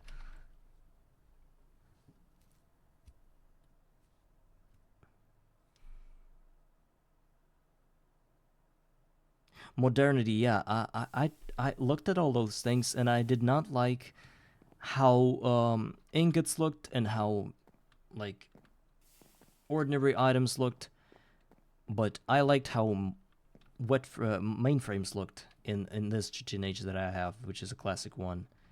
And I thought to myself that I'm gonna stay on this version, and I just gotten used to it so hard that I now cannot see anything else without constantly salivating and foaming over my mouth. So I think I already told you that I'm a conservative in that regard, and I really don't like any changes, and I always look forward to not have any changes, even though some of them can be quite handy. For example, even if we talk about music, there's like my favorite band that sometimes puts out new music, and I'm like listen to their old stuff, and I think that they're the best band ever. And whenever they put out old stuff, some new stuff, I don't even listen to it right away, even though I really want to, because I'm afraid that I'm gonna like those songs even more, and I'm gonna let go of the past, and I'm sort of afraid of that. So I'm trying to hold on to the old thing for as long as I can, and this sort of thing translates to the game as well. So really, I really like the drop off to nearby inventories kind of addition to the game, but I'm kind of lenient and hesitant. I would say, are those the same words? Anyway, I'm kind of hesitant to using offhand, because even in the contemporary Minecraft, this feature was something I did not use, even though I had an option to use it, to put like a torch in it to always run around with lighting everywhere. No, I don't want to do it. Certain features are just not for me.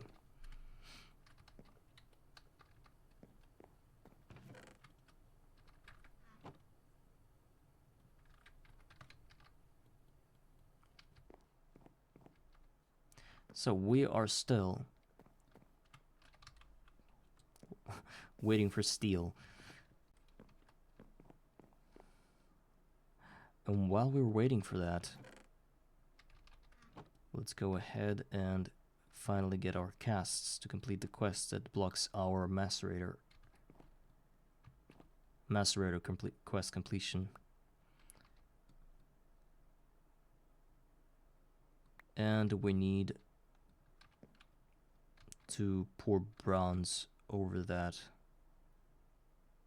We've got the ingots.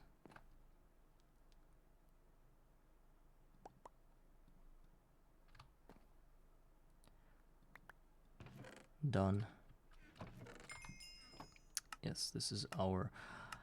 There used to be an update way back, 1 year back maybe, 1 year ago, maybe 2 years ago, I don't remember. This update broke the sound of quest completion, and I was so mad over that.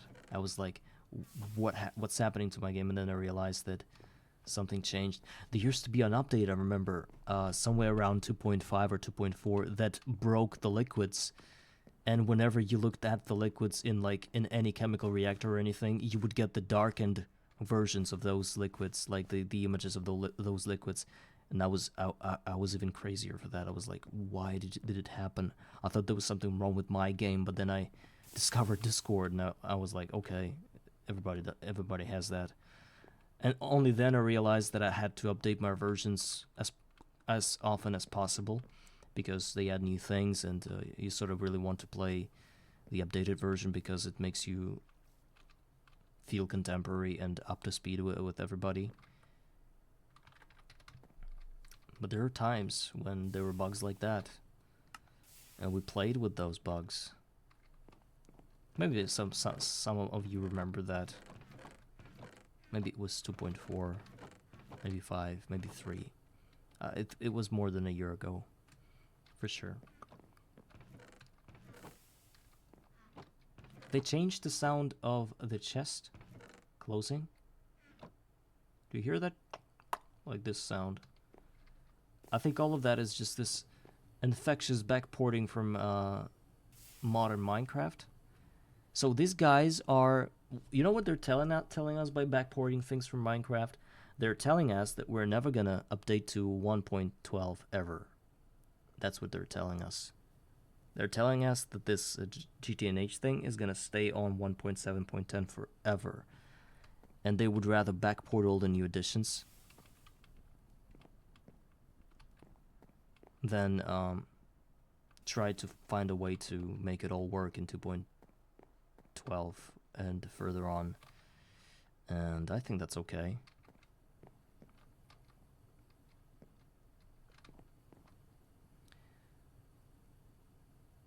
So we need all of it. Yes, there's way too many mods.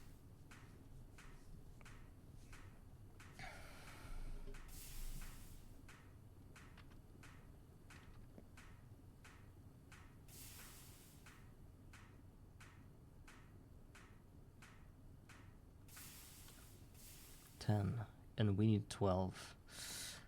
I got 3 more steel to wait for.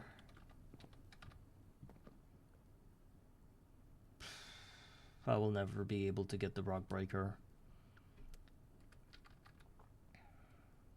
What do I need? This LV needs 2 wrought iron. Let's get let's go ahead and craft that. Wrought iron.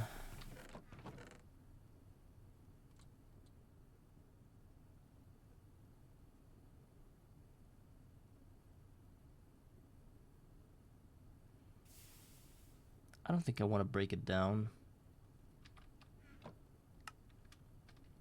I'll break the iron ingot down into, or maybe I should. I think I should do it. It's kind of free right now. And then smelt it.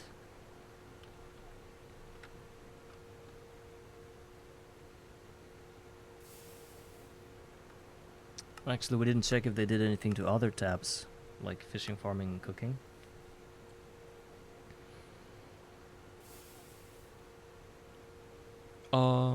I don't see an axe quest. Healing axe. Where is it now? Oh, it's here now. It used to be somewhere up here, but it still requires the same amount of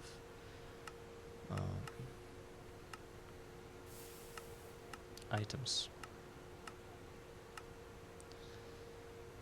Storing and transforming, they always change that tab whenever the new update is out. Power goggles, this one I'm looking forward. Want to see how your LSC is doing, but don't want to run to it or your information panel every time. Yes. Before that, we used to get the NIDAS thing in open computer. You used to load up this what do you call that? Like a code, strings of code on like in Lua language into your open computer that you would get from the GitHub. And then it somehow all, you had to build a computer and somehow all worked. You had some like glasses, special glasses that you would put on, and then you would see like this HUD of your energy levels. But this thing would update in such a weird way that it would not show you the real picture ever. And then it broke after I relogged into the world, so I just said like, okay, no, need us, right? And that was it. But now we have the power goggles.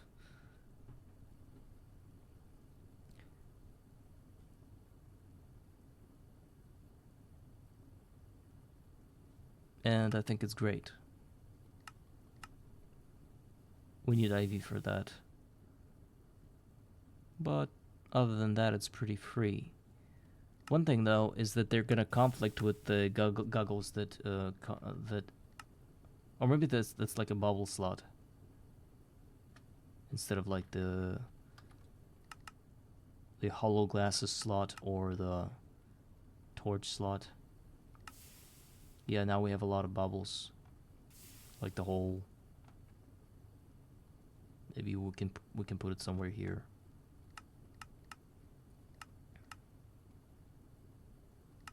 Something changed. There used to be one more button up here. I don't quite remember what was there. It doesn't matter right now. Right now we're dealing with severe challenges that do not concern any kind of tiers that we're looking at. Transformers changed. They look ugly as well. Ugly and forced, I would say. Just useless tab. Now this space sage. Sometimes they change that as well, but here we're good. Applied energistics. Did they add anything else?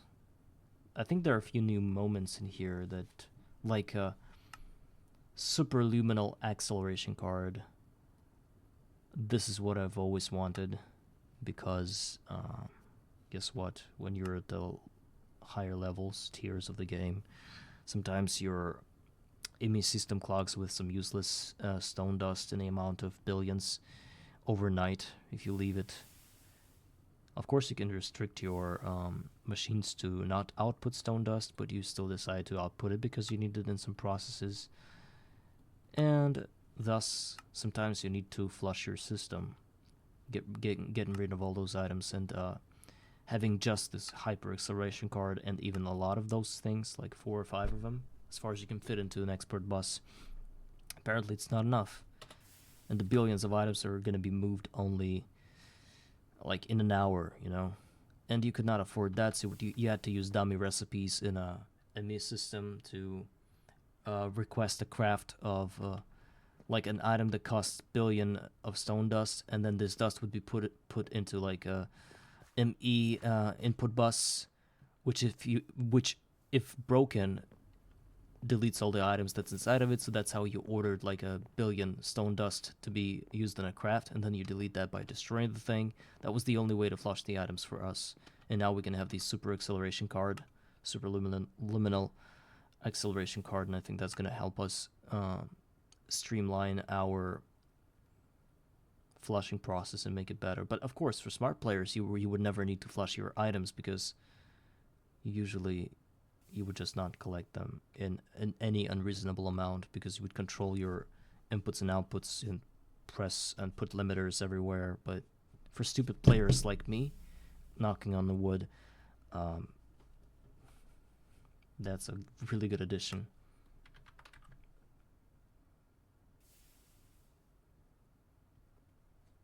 Battlecraft is gone. Now we have this offhand thing, which I think I'm going to use on the offhand, but probably not.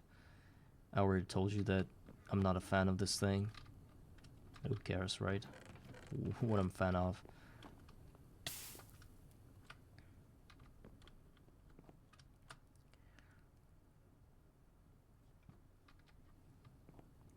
Oh, we needed 8 steel plate for the rock breaker. I think we can actually do it almost. I think we almost can do it. Yes. Doubles. Where's the diamond grinding gear? We need 1 diamond and 4 diamond dust. Let's see if we have it. 1 diamond, and we don't have diamond dust. I think we can make it by macerating 4 diamonds right now, or even probably even forge hammering the thing. No, not forge hammering. Macerating. 70 seconds one. Oh my god. 76-second recipe. What did I get myself into? But okay, we're still waiting for that to rot iron, so no worries. Let's continue our... It's like unboxing of the new version. There's some kind of super stock replenisher. Put a storage cell in the empty slot. Storage cell in the empty slot. And you can set up 63 items and 9 flutes to be stocked by the machine. By what machine? Is that like used in a machine? Is this an input type of thing?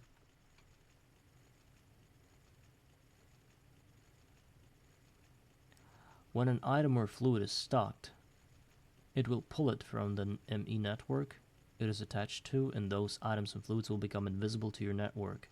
You can then use a storage bus to make these items visible to a subnet. Oh, so it's a subnet separation. Basically, you steal items from one net and make it available for the other one.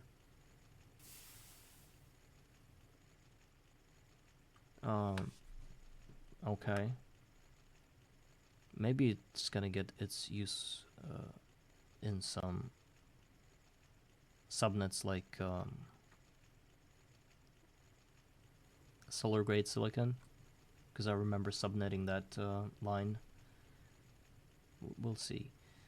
Maybe we won't see if we ever get there. I mean, it's so hard.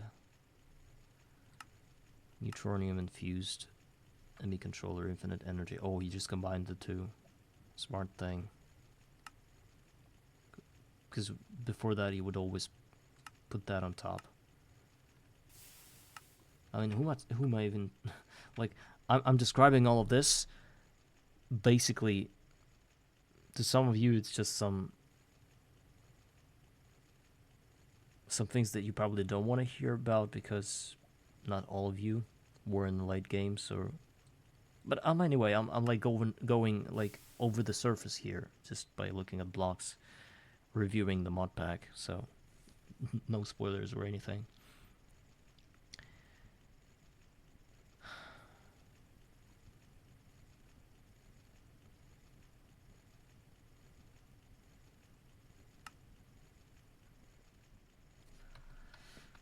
Alright, so,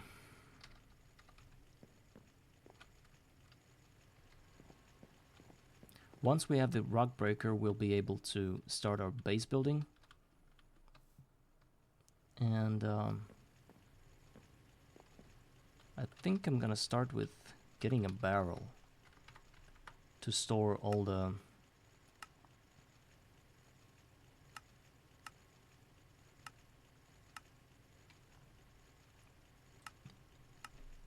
all the stone for wood planks. No, I would rather get a chest. But again, you can't use a chest. Well, actually, rock breaker, wait. It needs a certain type of layout around itself. Water and if I want to have cobble, I need water and lava on the side. On what side? On both sides.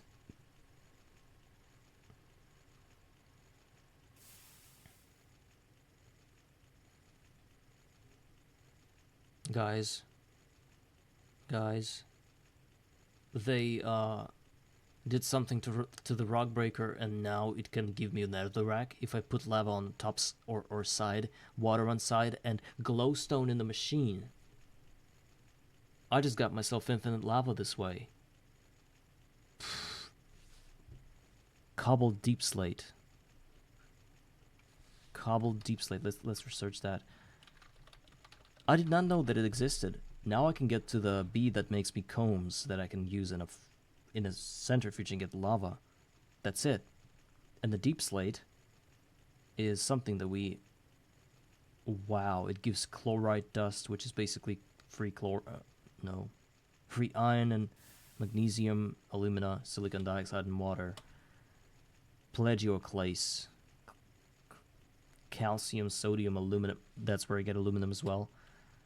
Metamorphic metal mixture dust gives us cobaltite, titanite, which is basically titanium, guys.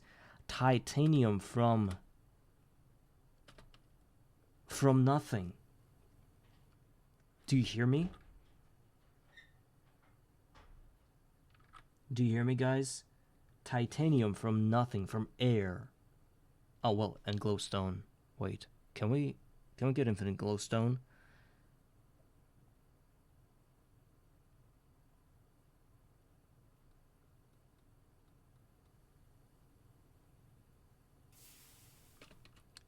Red garnet, storolite.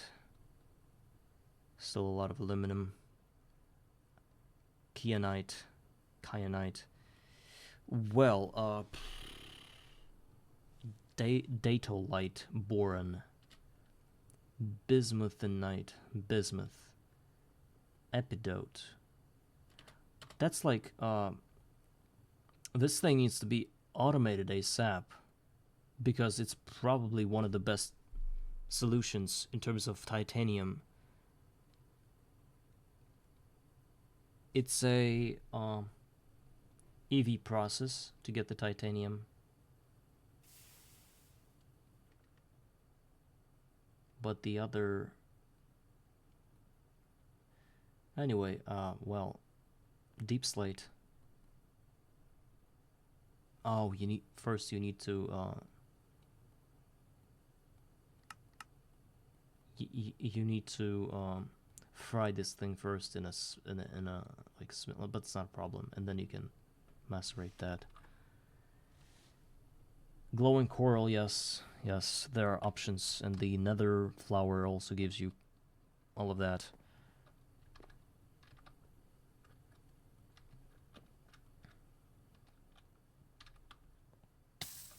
So,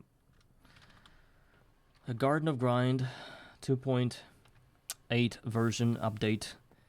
First of all, it's greeted us with some shitty things like netherite, but then it said like, okay guys, but there are also these things, so it's cool.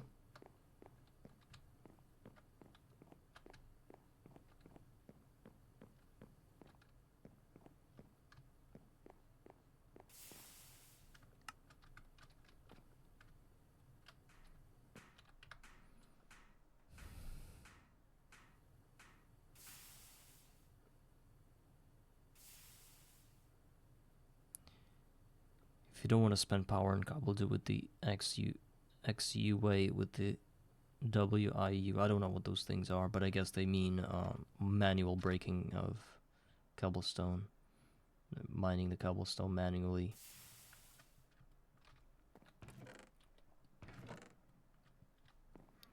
Okay, I think we're finally ready to push to the end of this craft. There's our diamond grinding head. There is going to be our LV machine hole and 3 glass. All that is left. We have some.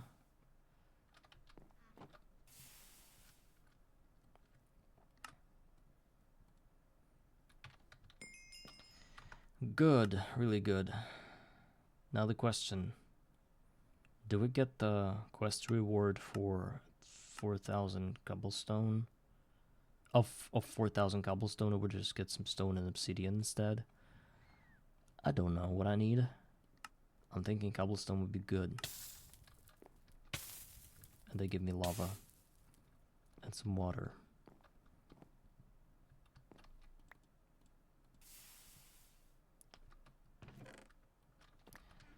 Okay, let's put all the cobblestone in here. Good.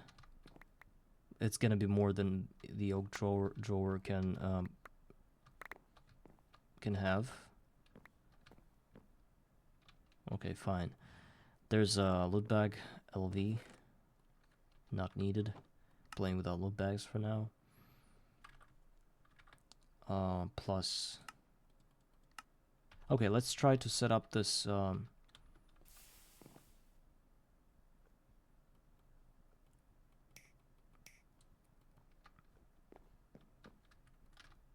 Set up this little electricity system here. In order to make basic steam turbine work, turbine, I'm gonna Google that thing. I always mistake the pronunciations. Maybe there are different ones. Turbine. So it's never the turbine, because I guess turbine is like a hat of in certain cultures.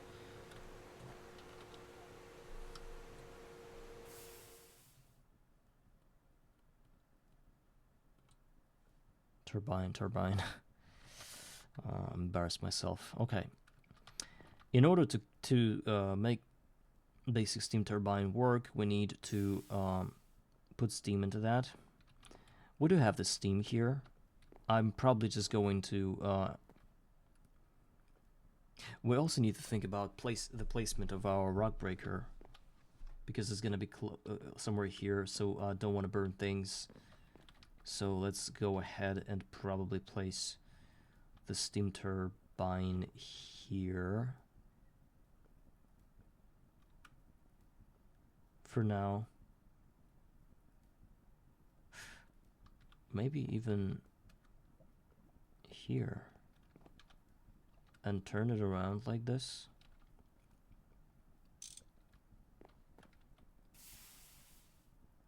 Oh my god, it eats so much electricity.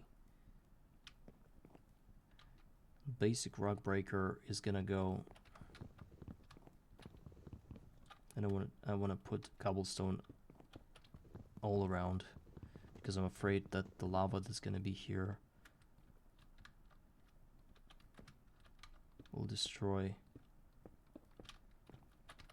everything.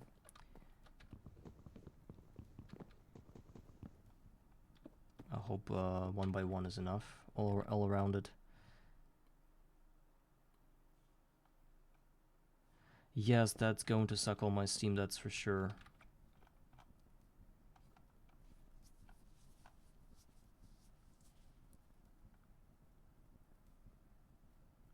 Oh, actually, you asked me a question about doors.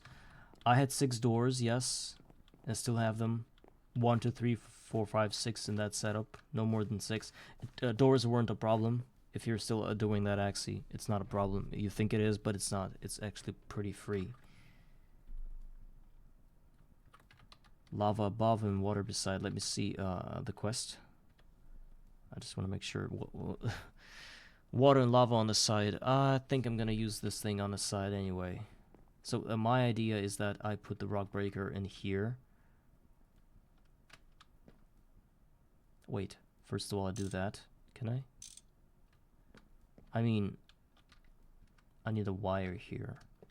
Is this gonna work? Where's my... It's not working.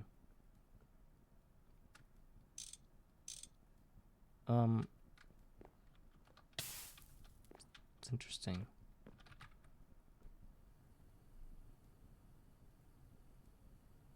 Oh, so I can switch between no circuit and circuit 1 for smooth stone then. So you're saying lava on top and water beside. Then we need to switch the setup.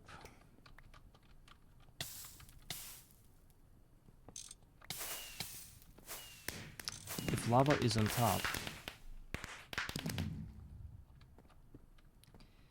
of this thing, then the rock breaker itself, I need to have access to that as well. I remember I used to have like underground. How do I figure this thing out? Maybe I'll build like a podium like this and have the rock breaker be here.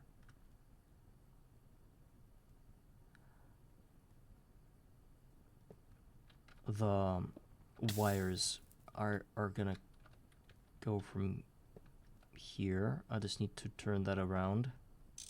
Yeah, like this. This is gonna be the wire. Why can't I? LV. Why can't I? Ah, because there's no... Yeah, right now I can. Good.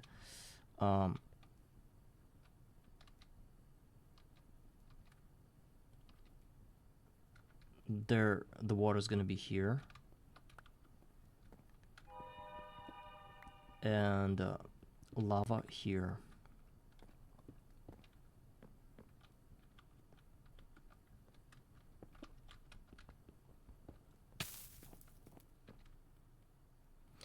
Quick reminder. Is lava burning the cables? I think it doesn't. I think it's not burning any cables, in case... Right?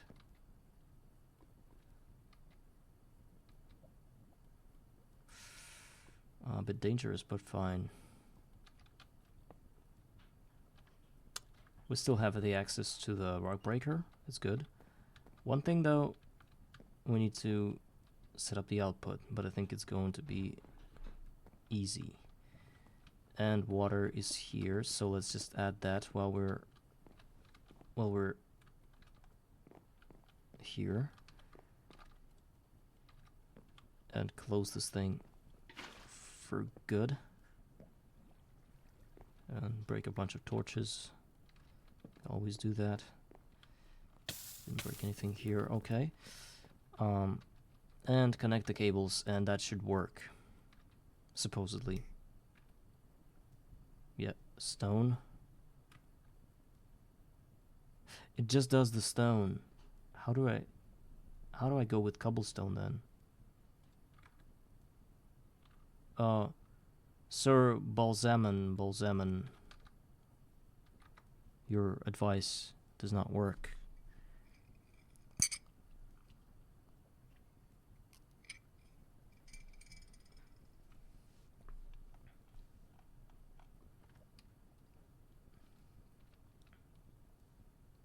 Wait. Since cobblestone and stone are no circuit recipes, they need special layouts for each other. That's why you need... Oh my god, the thing is burning. That's why you needed to have lava on the side.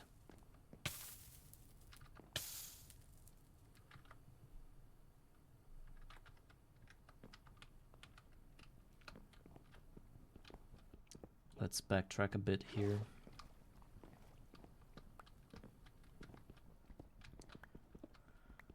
And so how do we go about this now?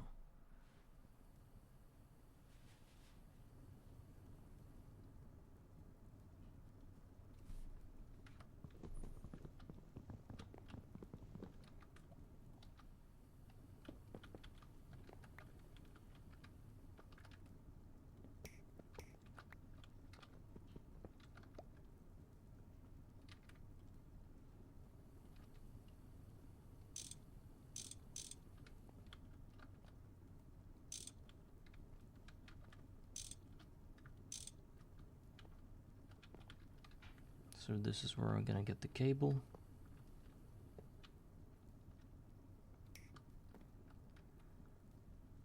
And lava here, water here. And we're gonna encase it all. Specifically lava. Encase it entirely so it doesn't burn anything.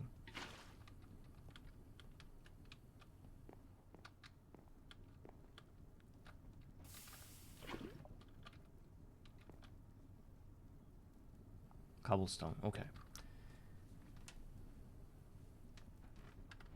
Oh, it's fine, it's fine. I needed to check that because that seemed like a true thing, you know? I needed to check that because I could have thought about that myself. If I would ever decide to doubt any of that.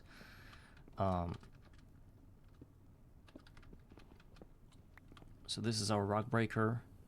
It rock breaks the things. And about the usage of power, it uses 30. Oh my god. We don't have the steam production. Look, it eats more than it produces. Well, to be honest, we just don't have the coal running in some of our boilers. And this guy's already needs to be scaled. Just threw it into lava. I'm gonna cheat it back in. I don't care. Solar boiler. That was a bad thing to happen. But we're fine. You didn't see me do that. Oh, you could have seen me do that. No, I don't care. I mean, I also record all these things. It's like in VODs, so... But you've seen that. It was unlucky. I broke the item, but I didn't know that the lava was there. It just jumped in there and got destroyed. I just needed to descale that thing. And then we need lava.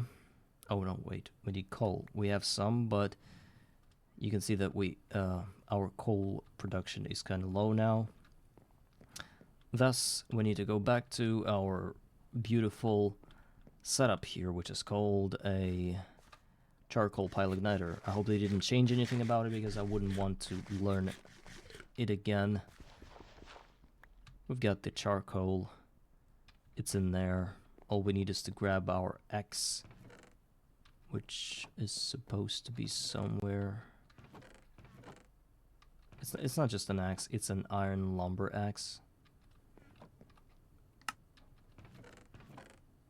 Let's just get rid of all that.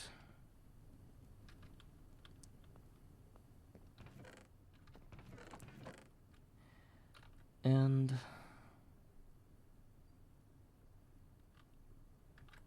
yeah. A lot of those decisions, like even if, for example, right now I have my farm bricked by one sphere of cobblestone that's inside of it, the other one is cleaned. And to know how I clean it, I do a very shameless thing. I turn on my peaceful mode just to avoid mobs and avoid the silverfish.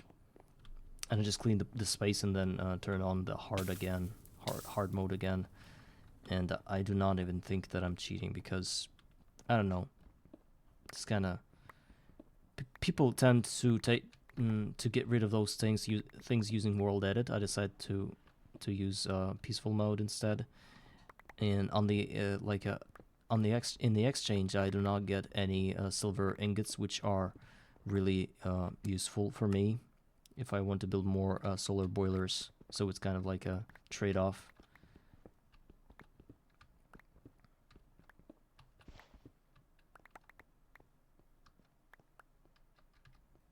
All right, we've got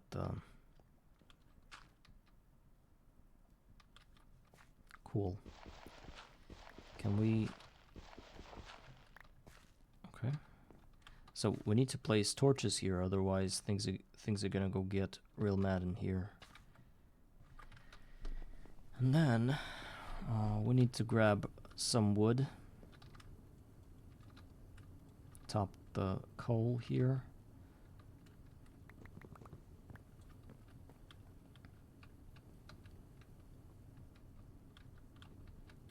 Okay.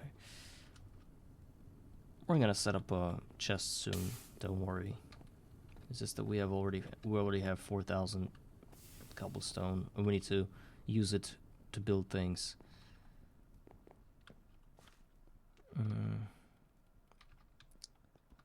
Let's go ahead and take care of that charcoal pile igniter so that it's always working or always ready to give us all the coal we need. I'm just gonna stock it up and leave it be. Whenever I need more coal, I'm just gonna come back and grab it. That's just kind of like my strategy here.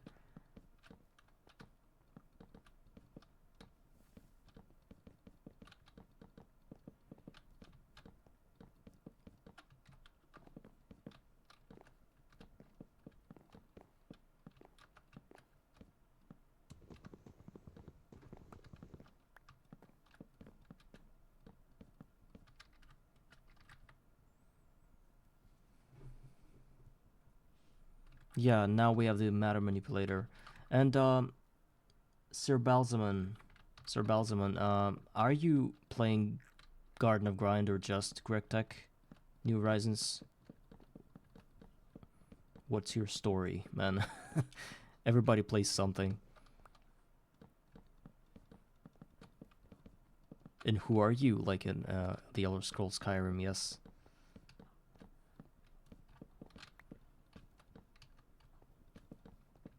You woke up in a cart driving you to the Imperial castle or whatever.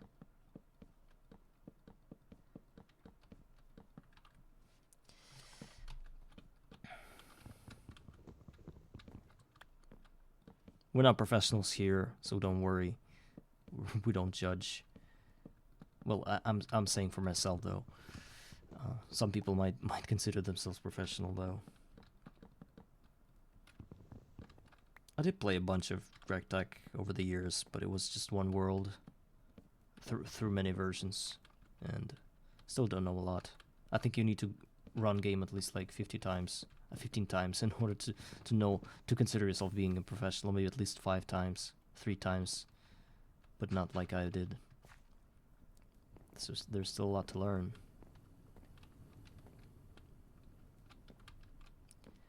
Let's top it off with one last block, and it's now ready. Furthest I have been is IV. Wow, okay, good. So you do know a lot. Did IV scare you because of Flatline, or did you just not have enough time to go further? Or is it your, like, last time you played was just a few days ago and IV's where you are? How's that for you? Why just start it over? Okay. Yeah, some people play it like that because they say that, like, finishing the pack is not the thing that you would initially aim for, so they would... Oh, timing kids. Yeah, I'm afraid of that as well. I don't have kids at the moment, and I'm kind of afraid of getting there, even though I have a wife and stuff, but... I don't know, kids are like crazy. I think I'm not ready to let go of all the childhood in myself in order to give it to someone else. And that might sound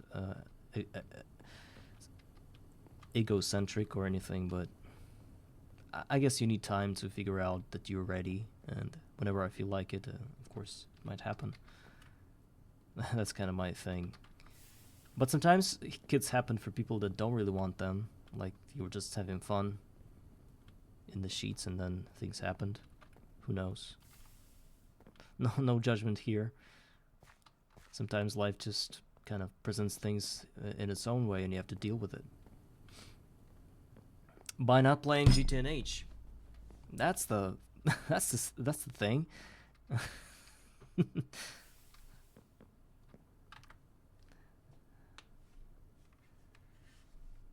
Yeah. So welcome back, I guess.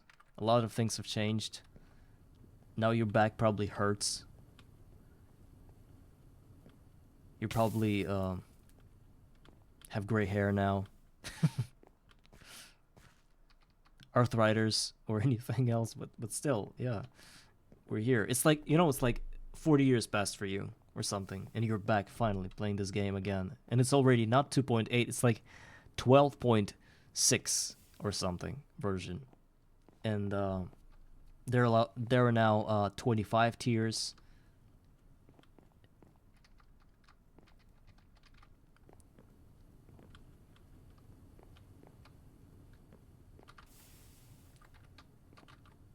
And you're playing like on Discord with your grandchildren already, and they're teaching you all the ropes because you don't remember or know anything, and you were like saying, back in my day, we used to have tinker tools. We would have to build this huge smeltery and throw ingots in there and physically look at the things and see that there are layers of metals. We would put a cast on it and pour some shit over that, and that would get us our pickaxe head, and that would and that kind of story. And your kids like, oh, and it would be holding their strictly Greg Tech tools that you will be able to repair. Not now, you can't, but you will be able to repair them later. And all the tinker shit is not gonna matter anymore because it's not gonna be in the game, right? All these mods, they're gonna be transferred into Greg Tech like a whole mod, modification without anything. I think that's what they're doing now. They transfer certain mods into like a Greg Tech type of mod. I've seen that in the changelog.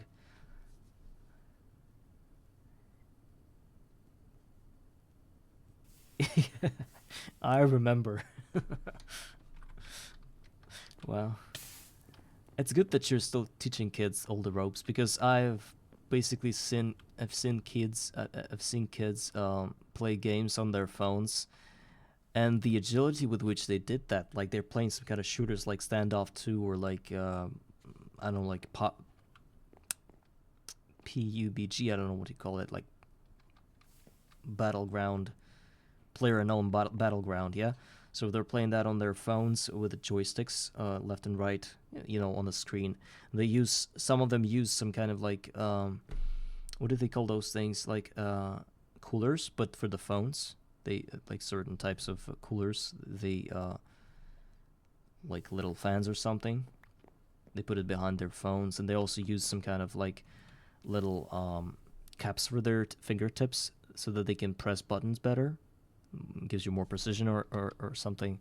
And they play it so seamlessly and like in such dexterous way that I would never be able to play like CSGO or whatever ever using my mouse and my keyboard, even though I'm pretty young myself. But they somehow they're able to give headshots to people playing a shooter on the phone, which doesn't have any kind of auto aiming system like Xbox games have, I think. So somehow they all play there, or maybe it's even a cross-platformer and they're still able to score points there by playing on the phone. It's crazy. Yeah, that's what I'm saying. So teaching kids the ropes, I think they might not know a lot, but their mechanical skills are way over ours. And it takes about 3 to 4 year difference in generations in order to become obsolete in today's gaming industry. Like, if I'm 27 and there's a kid that's 24, well, he's basically not a kid already, but anyway, some old people call 30 years old kids. So the thing is that the guy that's 24 years old is going to be so much more faster than I am, so much more precise with his movements. And the guy that's 19 and the guy that's 15, they're gonna be even better. Now there's a huge wave of esports players that are like 16 years old and are already winning like gold medals and stuff, earning millions of dollars in tournaments. And imagine being an older guy and you have to teach them all the knowledge about the game, but you already know as soon as they know the knowledge, they have the knowledge, they're going to surpass you in every way possible. Simply because they were born after you, you know. So, basically, we're all farts.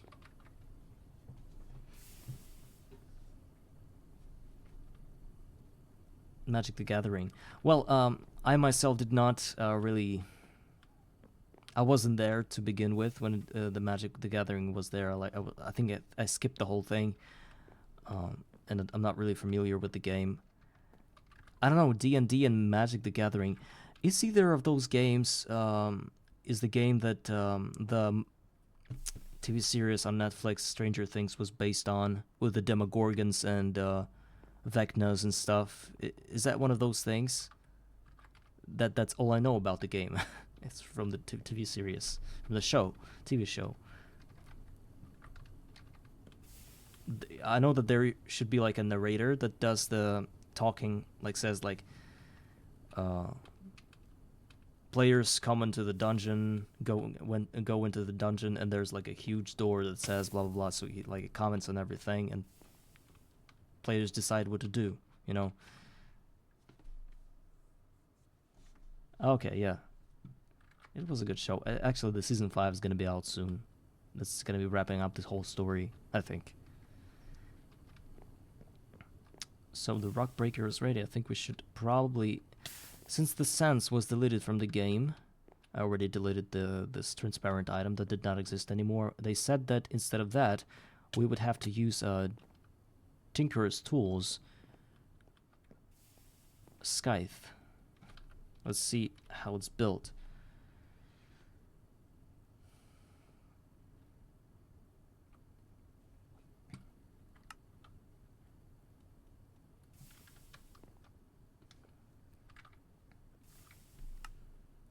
Okay. Do we need like can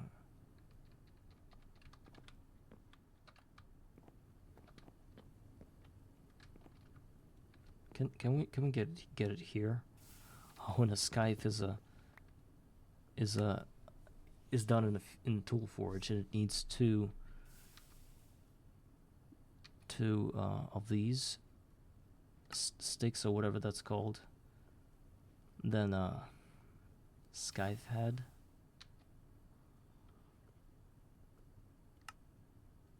Is this the right thing? Supposedly it should be. Let's get the pattern now. Because I really need to gather all those orbs. They're just standing there waiting for me to pick them up. Scythe. Pattern. I think one is enough. And you said the binding. I think I have it. So we're gonna make it all from iron. I don't know if we have enough. Let's grab some more. Oh, and wait, and we need, yes, we have it. No, we don't have it. Now we need to build that thing. Wait, from the stone. Probably 8. No? What's wrong with it? Yeah, now we have it. Okay, and let's put it back. Now we can pour some brass over that. It used to be called aluminum brass, now it's just brass. This is what our kids won't be doing in 10 years. Well, I'm the dungeon master, so I control the narrative, but with the players, what the players want to do inside the game is up to them. Yes. Since 94. Wow. Huh. You must be about 37 years old at least. Maybe even close to 40. Well, Don't answer that if you don't want to. I'm just ballparking here.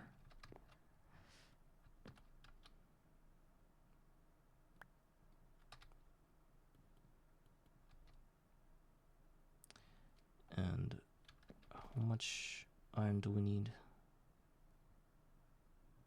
There's steel. I guess let's load up all we have. Because 8 for that. And I guess we need some more. And one more lava is gonna be... Wait. Where are all of our... Yes, these are the buckets.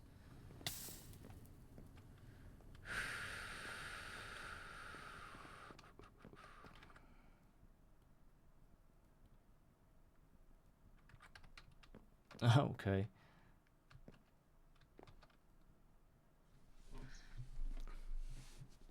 What I like about GTNH is that it attracts people of all ages. Well, not like 12-year-olds or anything, but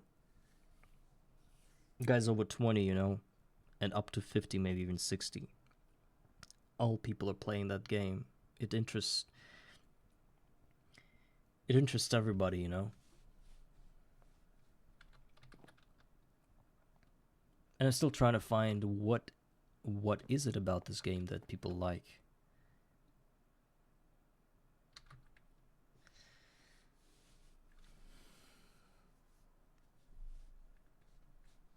Yeah, that's what I'm saying.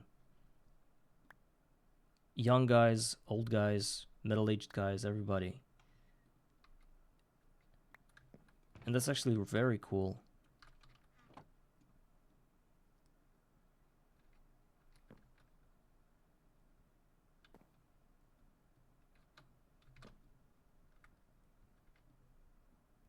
I got one ingot left.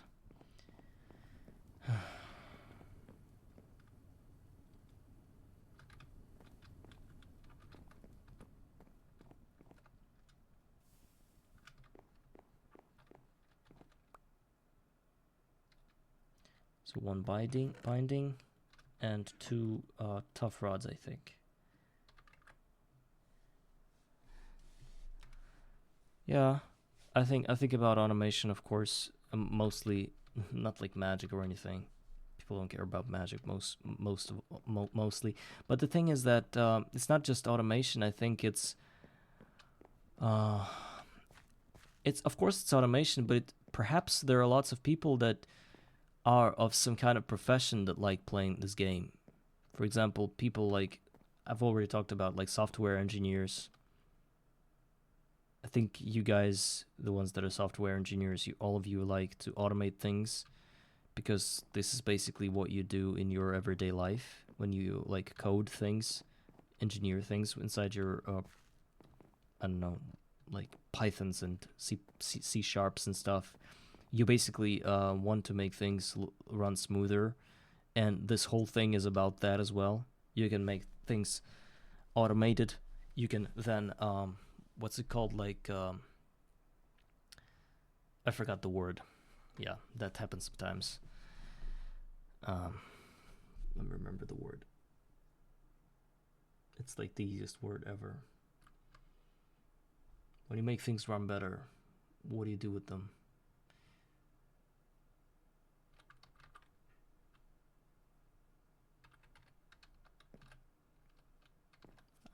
Whatever, yes. Basically, yeah. You have the challenge, and there are tools to work with, yes. So many tools, so many ways of doing things, so many ways that you can actually finish the game by not even touching grass, which is Garden of Grind.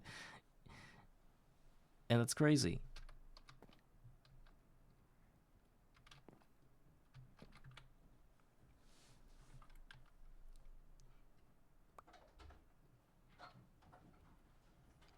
So two tough rods, and that's it. Now we are going to assemble that scythe, and scythe will be the limit.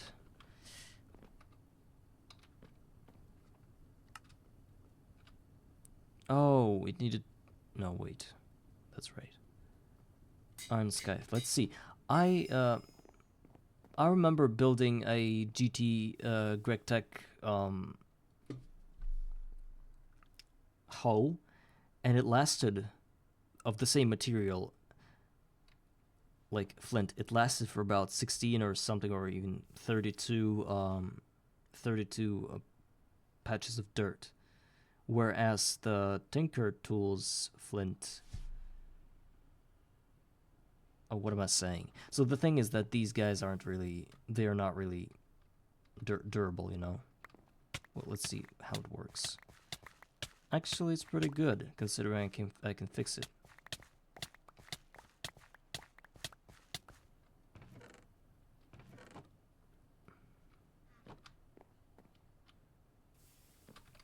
I need a regeneration splash potion plus some armor to hold me,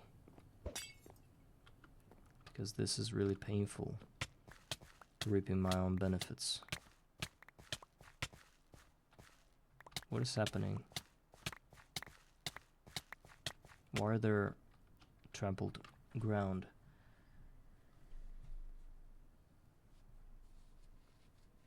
Oh, you got flagged? What does it mean? Should I allow that?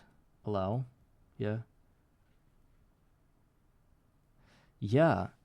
It's like the same thing that happens in some social medias when people go crazy with the word die, and instead they censor it with the unalive word. It's the stupidest word ever, to unalive somebody. Like, did anyone have a problem with it? Because I did. To me it's like crazy. Like, you can't say die, which is like a natural process for anybody, for any living creature on Earth to die, and instead, by some virtue, some rules or whatever, people are like afraid of saying that word because they think it's not tolerant enough. It's like, should we ban the word breathe then? Or give birth? Unalive. And now the hose, like the kid playing Minecraft and watching a stream that's totally not 18 plus, he would want to talk about a hoe, and then he would see the word being banned on Twitch, and he's like, or she, and they go like, okay, why did they ban this word? Is it like a bad word? And they go on Google, and they find out everything they needn't know about that thing. And now they know that hoes aren't just only the tools; it's only the thing you sprinkle water from, right? And the thing you satisfy yourself with. So, I mean, it's like a double-edged sword. And I guess most of those guys that do those regulations, they don't even know what they're doing. It's like they're trying to defeat something that's not defeatable, and they'll only make it worse. Yeah.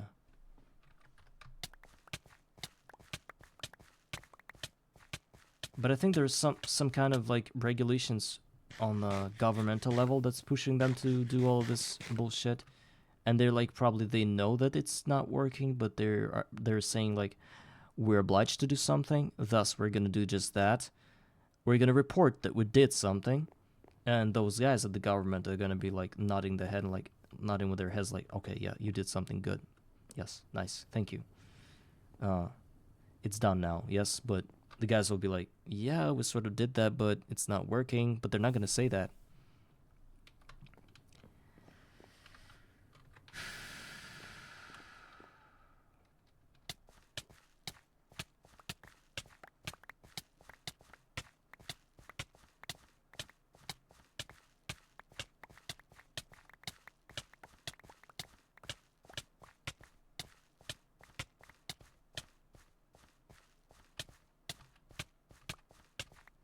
Gathered most of the essence berries.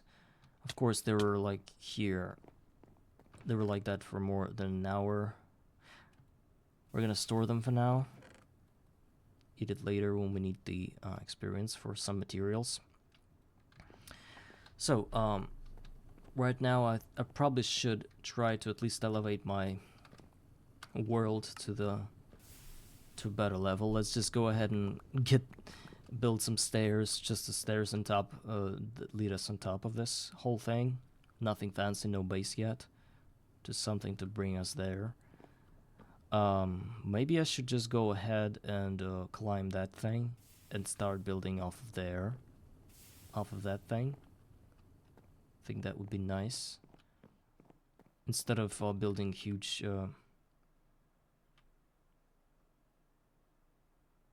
yeah, censorship is crazy.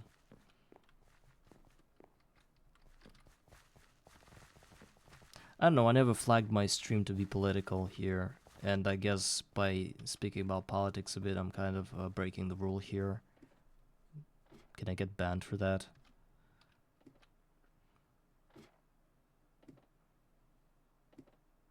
But I think it's like a universal problem. It's not really tied to any country or anything. It's usually like that everywhere. Because with the emergence of the internet, people started speaking a lot of things, some of which aren't really comfortable to hear for many people, and you can't really do anything about that. So the rules had to be implemented. Oh, almost died. And this is what we have right now. So my problem with getting on the higher Y level, like 70 or something, was the fact that the sky started to look extremely ugly, especially the lower parts of that. Look, it's like really it's like super blue, and I hate the contrast.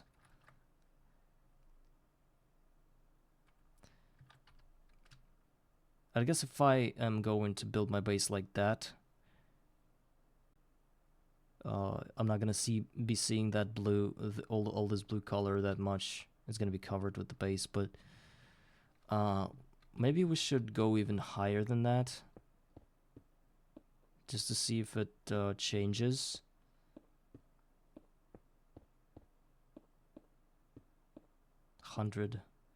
Yeah, it gets less blue. So let's choose the level. I'm not choosing the level based on utility. I'm choosing the level based on how my sky looks. Oh, now I'm close to the skies. I think that's not what I want. But since it's sky block, maybe that's worth it. What do you think, guys? What's the max level of Minecraft World and 2.7.10 max height? 256 block to Y255. Okay. And I think we're good up to about 160. And then we'll leave like a headroom of 100 blocks for all the multi-blocks that I can be later on. I think we're going to be rebuilding our base hundreds of times anyway. Yeah, plant growth also, so let's probably elevate ourselves to 150. One problem I'm going to have is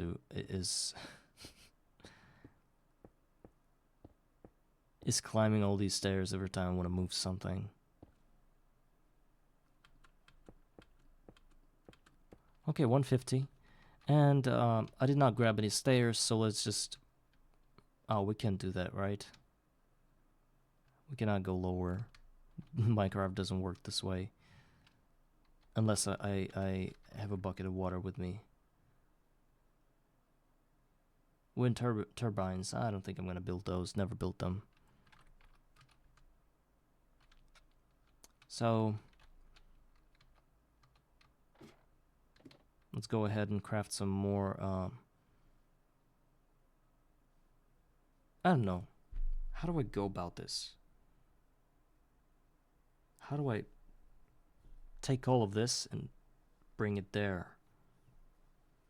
It's a huge project that's going to take many, many hours, and no progress is going to happen while I'm doing that, apart from some steel smelting, which is probably what's holding us up the most, I would say. Because having no steel means having no deal.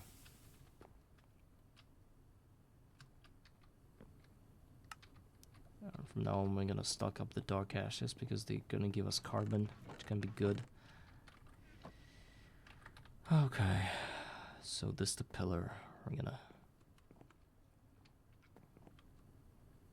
I think I'm gonna go and build the stairs with the actual stairs made out of cobblestone, so that I don't lose any unnecessary stamina while jumping.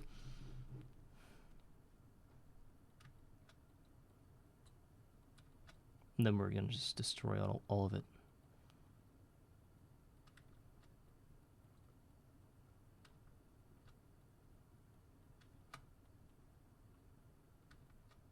Okay, I think that should be enough. Oh, now some food.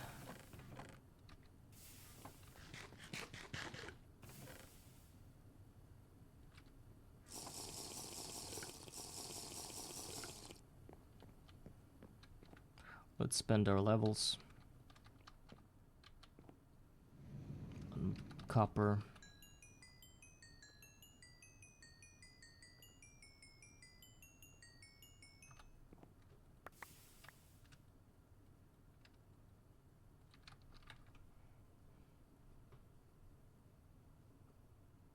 Yes, yes.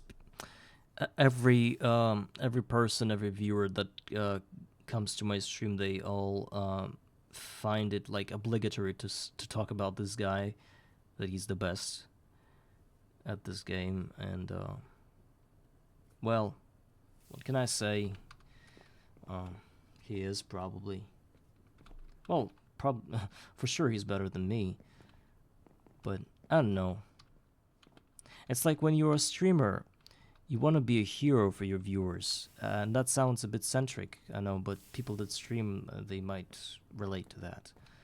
And whenever there's like people that come and say that there's a guy and what he did is like, that's the deal, you know. And you're like, yeah, sure, go watch him instead of me, blah blah blah.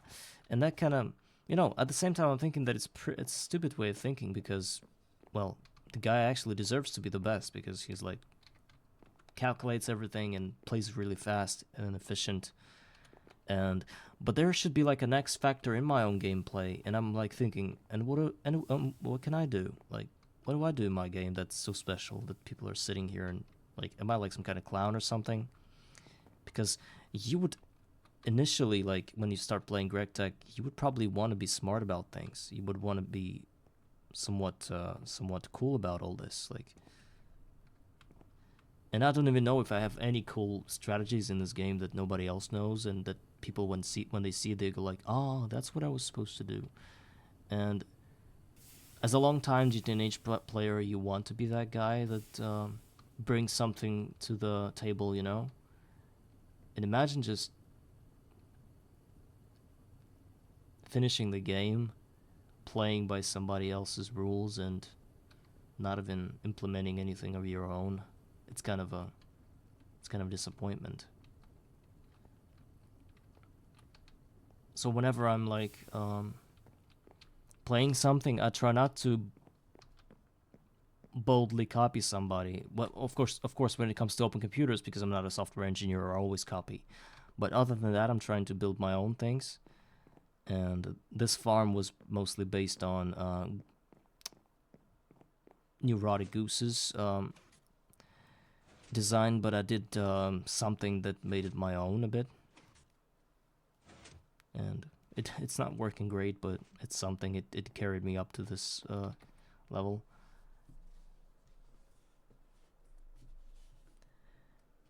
No, Sir Belzamon, playing GOG does not qualify you as like playing some other beast. I think if the average Greg player would get into this sphere right now, into this scenario of playing Garden of Grind, give him a month, he'll run over me. He'll run over me, literally, because he knows so much about the game.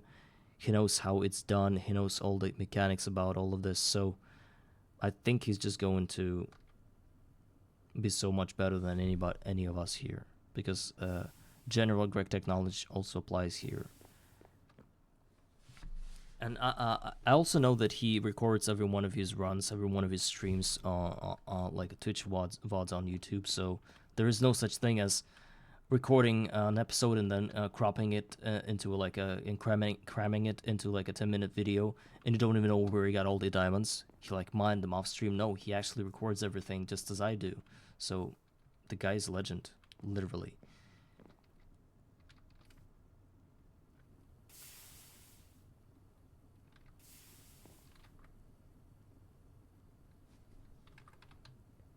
But we will try to also touch that legendary status by doing something cool here. I just don't know where to begin.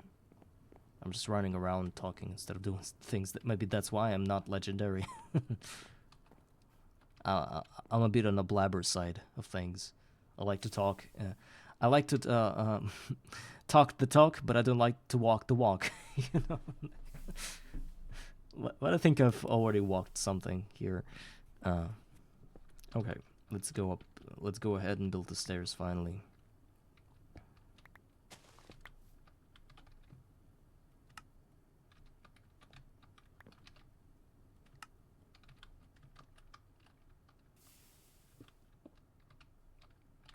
I think I'm gonna build them in a spirally kind of way. And immediately adding the... Oh, that's why I'm not legendary. I did not even think about making it 1 block wider, because you cannot place stairs. You have to leave these cobblestone patches right here, because you cannot, you know, you can't just swerve instantly. You have to first go through a corner. No, I'm not thinking about leaving a legacy or anything, but of course it would be great, but I think I'm not yet there because I didn't play that much. I'm not that devoted. And mostly I also think that leaving a legacy or some kind of strategy that people are going to be using is mostly about posting it somewhere in Discord rather than coming up with it. I think all of us come up with something that can be really useful in everybody's run, but we mostly just stick to ourselves and never really show it to anybody. And even if we do not give it too much attention, so that people sort of not really know what we have, you know. Well, now I'm looking at my base and I'm thinking, what did I do that's smart? That clock that opens and closes the water that puts the items into the hoppers. I don't think that's smart. I think any stupid idiots can do that. Other than that, no, nothing special, I would say. But I'm not that far. We'll see. Maybe there will be some moments.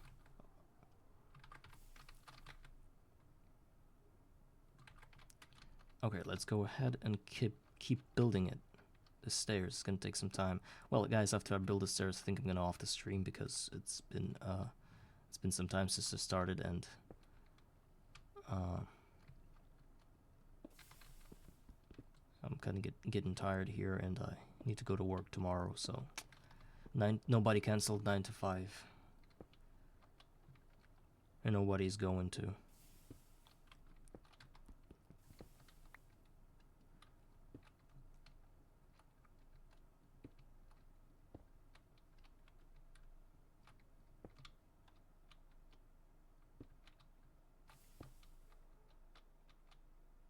It's gonna be ugly as hell.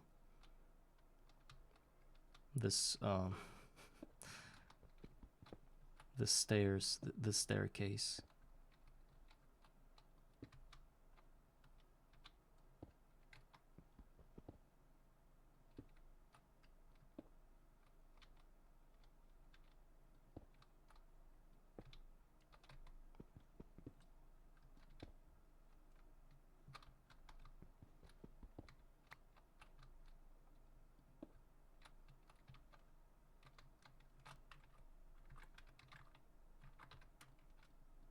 Oh, there's nothing to see really about the redstone contraption. I could probably show you that, but I think somebody from my chat told me to build something like that. And I was like thinking, how was I gonna build that? And I needed like a large interval, not like a 1 second, which I have. So whenever mobs die, they don't die because it's not clogged with this thing. Whenever mobs die, their items are just lying on the spikes and never go anywhere, so they don't ever reach the hoppers. And what I figured out by somebody's advice, I don't remember who that guy was. Maybe it was Larry or anybody else. Maybe the Pico that sometimes come in here, and he actually played a lot of GOG and he knows everything about the game. So they told me to include water, and I said, how do I include water? If I make it run here constantly, the items do fall. But the thing is that all the mobs that fall into the spikes that are with water, all the mobs there are gonna die a lot slower because they're gonna die.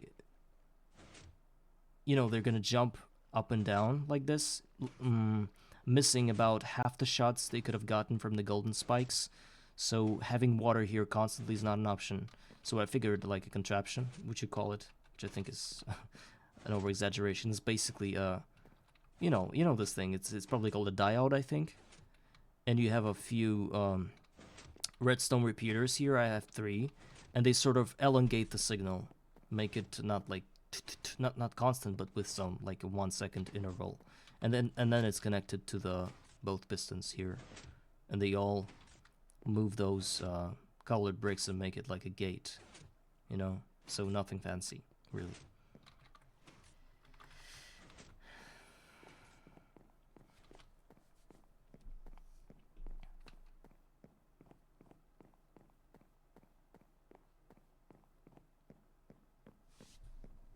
I didn't even look up any guides. I just did that because I remembered how to do a diode and the repeaters. Because when I was in Minecraft in like a classic one, I used to like to build like little contraptions that made sounds like some music or something. But I didn't even do any music. I was just playing sounds on repeat. Like I would put a sand block under my node block. That would give some sounds, and I'll be really happy with the result.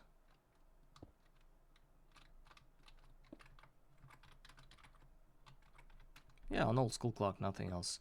There's like a Minecraft clock in GTNH, like a redstone clock. I could have built it. It's not really expensive or anything, but the thing is that it gives a pulse once a second. I could have just done that and connected it all to to the same 2 pistons, but I thought that building the contraption with repeaters is probably cheaper because you do not need red alloy on its own, which is something I do not have a lot of. I just didn't want to spend the resources, so I built the old school clock, as you call it.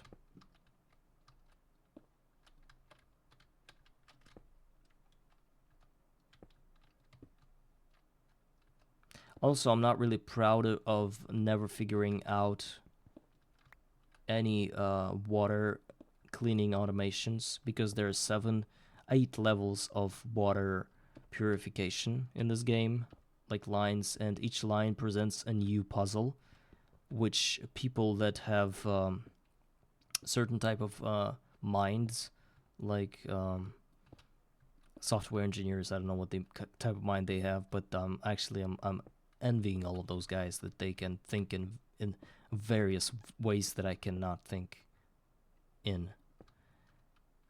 And they figure out all those puzzles like it's nothing, and I only have to copy them. Well, maybe changing the layout a bit. And I think it's kind of also not really boosting my morale here, but I'm okay with that.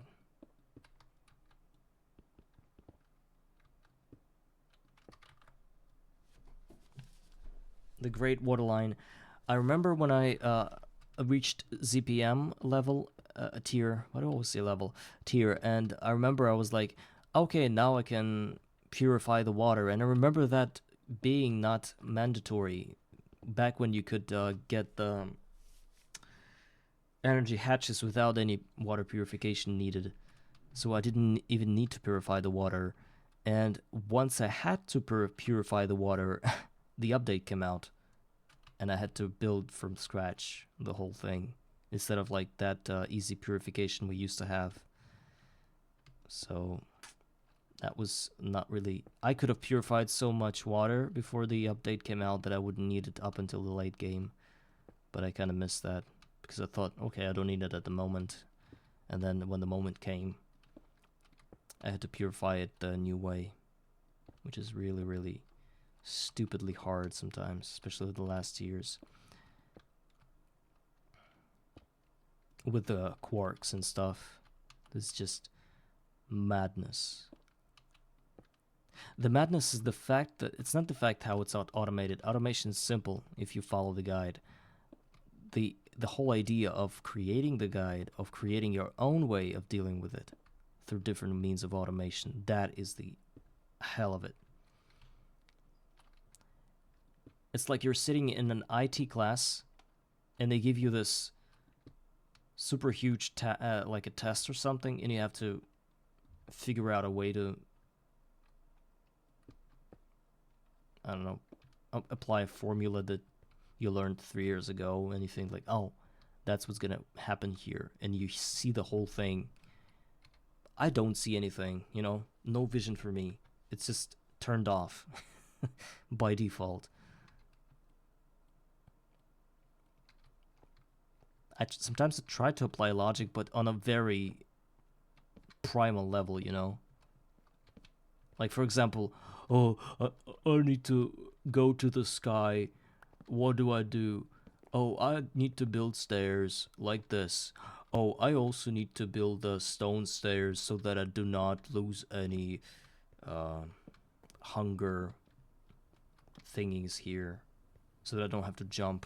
That's the maximum of my logic, basically.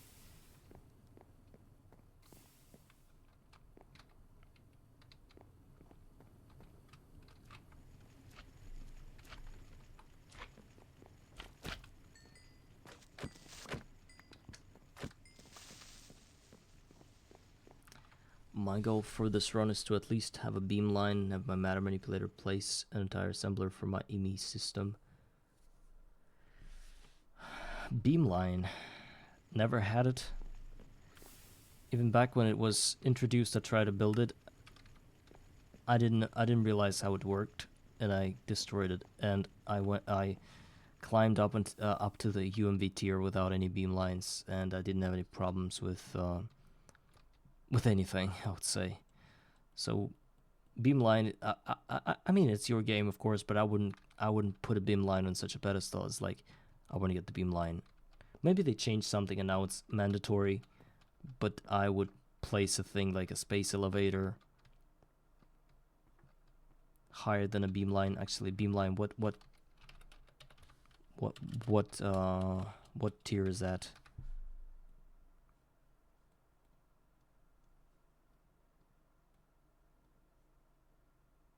Source chamber. What tier is beamline?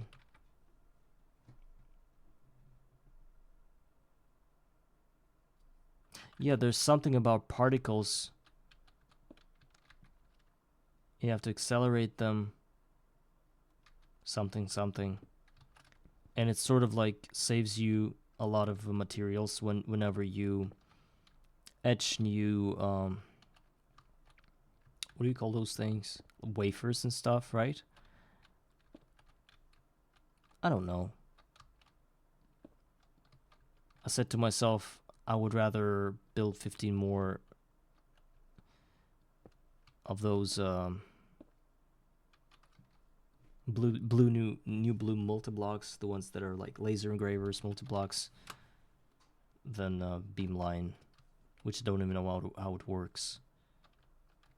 Protons, neutrons, acceleration. What the hell are you talking about? Give me my old school set and forget, yeah? But I honestly tried to work with this thing, but Just something went wrong. It didn't even start. I read the description 30 times. I ran around this thing, checking for every possible misplacement of blocks. It was formed, but I wasn't able to do anything with it. It's probably for people that actually know how to use it, and it's not mandatory. So if you know, then of course it's good.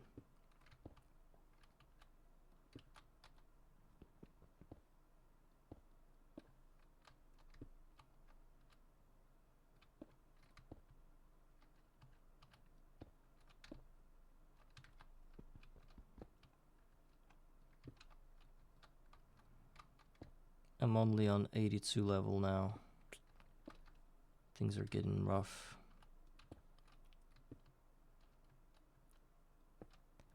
But at least it's gonna be easier to transport items rather than having like a pillar. Or maybe not. Maybe I'm mistaken.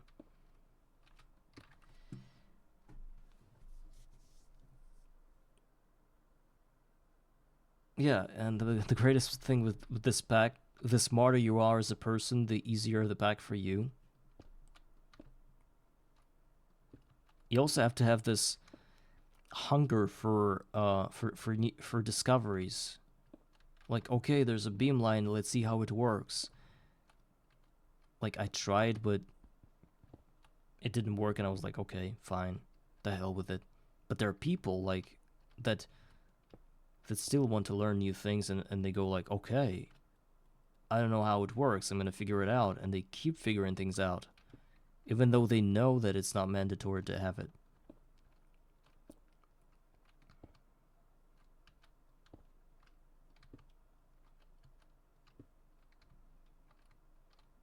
So your positive character traits, your personality, to say so, actually matter in this game.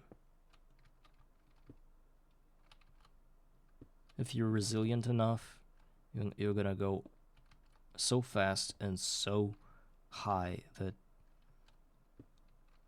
nobody else can match your strength. But I don't know. I don't know, there are people of different speeds and resilience. For example, I was neither smart nor fast. But what I liked about myself during my first run, my only run, is that I was persistent enough. It's like there's a strong guy that would hit a wall or door or anything and is gonna break from like the first hit. His problem is that in order to be smart, to maintain being smart, he would have to, constantly eat a lot and train and stuff. There's a guy that's smart that's just gonna build a bomb and blow up the door, right? It's gonna take some time, but he doesn't have to maintain his body or anything. He just have to be smart and have resources. And there's a guy like me who's neither smart nor strong, and he's just gonna have his simple fists with which he's gonna hit the door for about 1,000 times every day until the door is broken. And that's me. One of the ways to do things, It's not the most smart, not the most strong way of doing things, but it gets the job done, which I think also pretty valuable. It's also pretty valuable, but maybe not the most efficient way, of course. It's like when you want to play the game, but you're not really qualified to play the game, you start to be really silly about it. For example, I had only one EBF when I had to smelt 4,000 ruridate ingots, each ingot taking about 80 seconds. Can you imagine how much I waited? And I waited. I literally waited for that. I was trying to find some idiotic setups with the volcanoes and stuff, but volcanuses or whatever that shit is called. But still, most of that smelting was done in a single EBF, and I was just waiting for 2 weeks, I think, or something. Well, because I was playing on and off and not really leaving the stream overnight. I mean, the game overnight yet. Quarms, hi.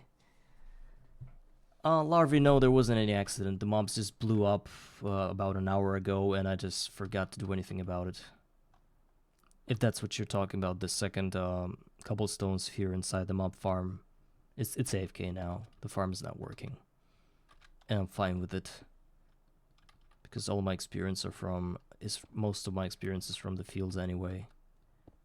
And I'm building the base. I'm elevating myself on the level 1 Y150 or 150, and this is where we're gonna build our base, up in the clouds, I would say, or even a little above the clouds.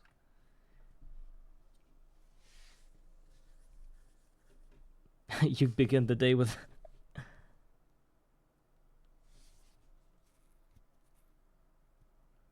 you begin the day with looking at yourself in the mirror and say loudly, "Today gonna be a good day." What? Why do we talk to a mirror first of all? It's not a sentient being. You've got 7 kids. Wow. I think I just gotta bow to you. It's so showing of who you are, you know, as a person. I bet whenever you enter in Greg Tech, like in your world, the game just straight up sends a message to you that says, do you want me to build a Stargate for you? Just out of respect. And you're like, no, I want to play myself. And you continue the game every time you get in, you know? Like, Stargate? No, thank you.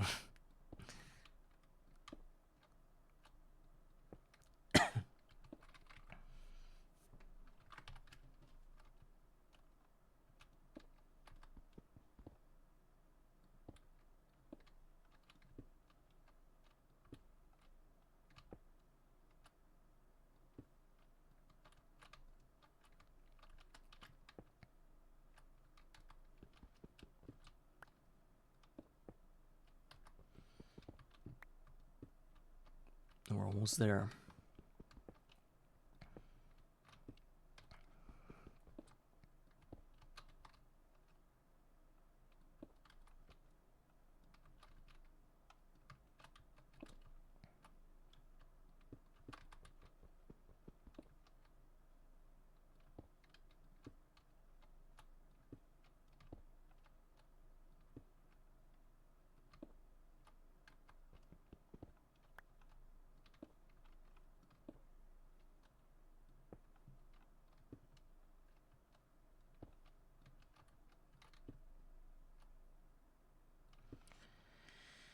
$150. Okay. So this will be the start of our platform. Just gonna build a bunch of blocks. I don't really want to make it just one huge flat world type of thing. I have some ideas, but I don't know how to implement them. It's kind of crazy because it requires a lot of creative terraforming. I mean, not like creative in the creative mode, but like creative, like thinking creatively type of creative. And I'm gonna think about it. It's gonna require a lot of water, a lot of grass, patches of dirt and stuff. I think most of you guys have already heard that I plan on. Where are my torches? I plan on building like Babylon type base, if you know what I'm talking about. Like, can you imagine Babylon? Whenever it was, like mix of stone structures and like with some moss and some grass and some vines growing around. There'll be some pillars, some old like Rome structures, and it's all gonna be like floating islands, somehow connected with each other in a very convenient way amongst the clouds, so it would look like it's a garden of grind. Because it's supposed to look like a garden, you know, and all I see is the vision of those islands floating above nothingness, with water and with clouds, with sunny sky and stuff.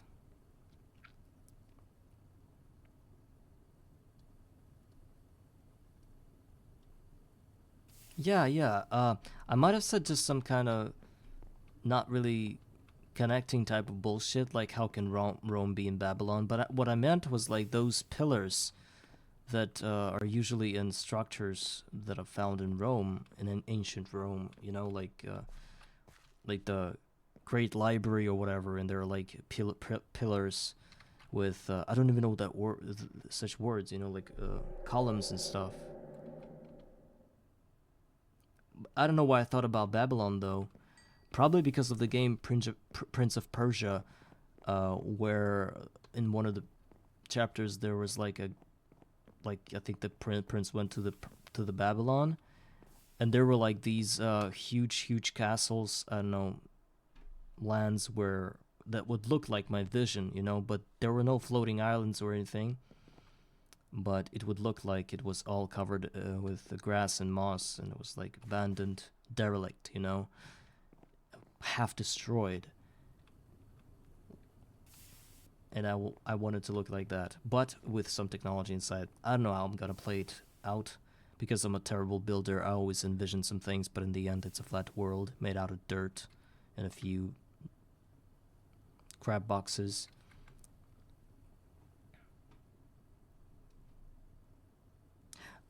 History is not my forte,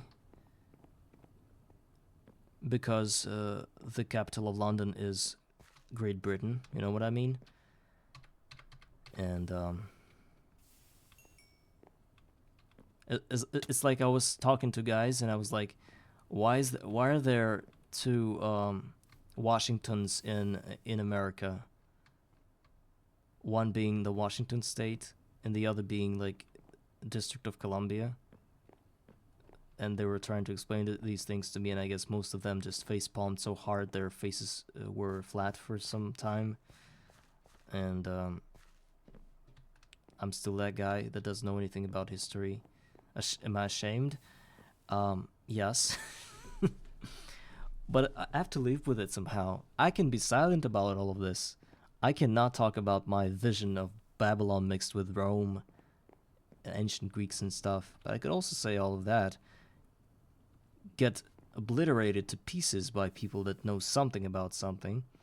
But at least I sort of expressed myself in a way that I can, which is my own print, you know, in this world. So still no legend, still not a legend, but at least I'm funny, or maybe just stupid in a way.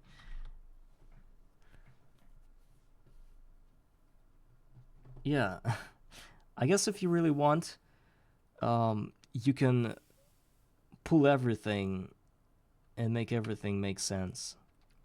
Quarms, I don't know if I think I answered you that I'm traveling to heaven to raise my base level. I'm gonna move my base there, up there, sometime in the future, not today. And I just did the first steps of that. That's the only reason. No new farm, nothing. No, the farm stays here. Maybe I'll move it later when I want to rebuild it.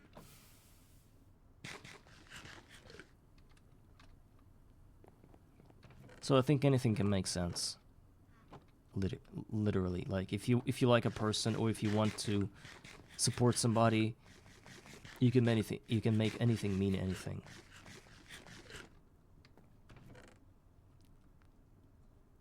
It's like, what's it called? Not like prejudice or bias, I think it's called, which is probably the same thing. Like there's like negative bias when you're biased to somebody, and there's also, I think there's like a positive bias. Is when I said some totally incoherent stuff about history, where Rome and Babylon would not mix with each other ever again, and you found a little loophole through which you tried to explain my stupidity and turned it into something that kind of makes sense if you think about it, which is reaching, right? And that's probably positive type of bias. That's what you showcased here. But thank you for that. And yeah, and because of the plants, right? I also moved a higher level because of the plants, supposedly. I don't know if that's gonna affect the ore berries that I have right now, the essence berries and stuff. If it will, then I'm really happy about that. Can actually use a scythe here. Yes, I can. 32 more. So almost a stack of, oh, more than a stack of aluminum ore berry. Well, there are lots of things that need to be done, and I'm kind of like ripping apart here in every possible direction. We did build a craft a rock breaker today. We got all the stone we need. More to come. We built the stairs up to the sky, and we discussed the new new update. We changed a few things according to our new world, which is 2.8. And next time we're gonna continue progressing, getting more steel. What's more important, the steel was running all the time, and now it stopped. I don't know why. Because there's no coal, right? So we made a bunch of steel, which is always important.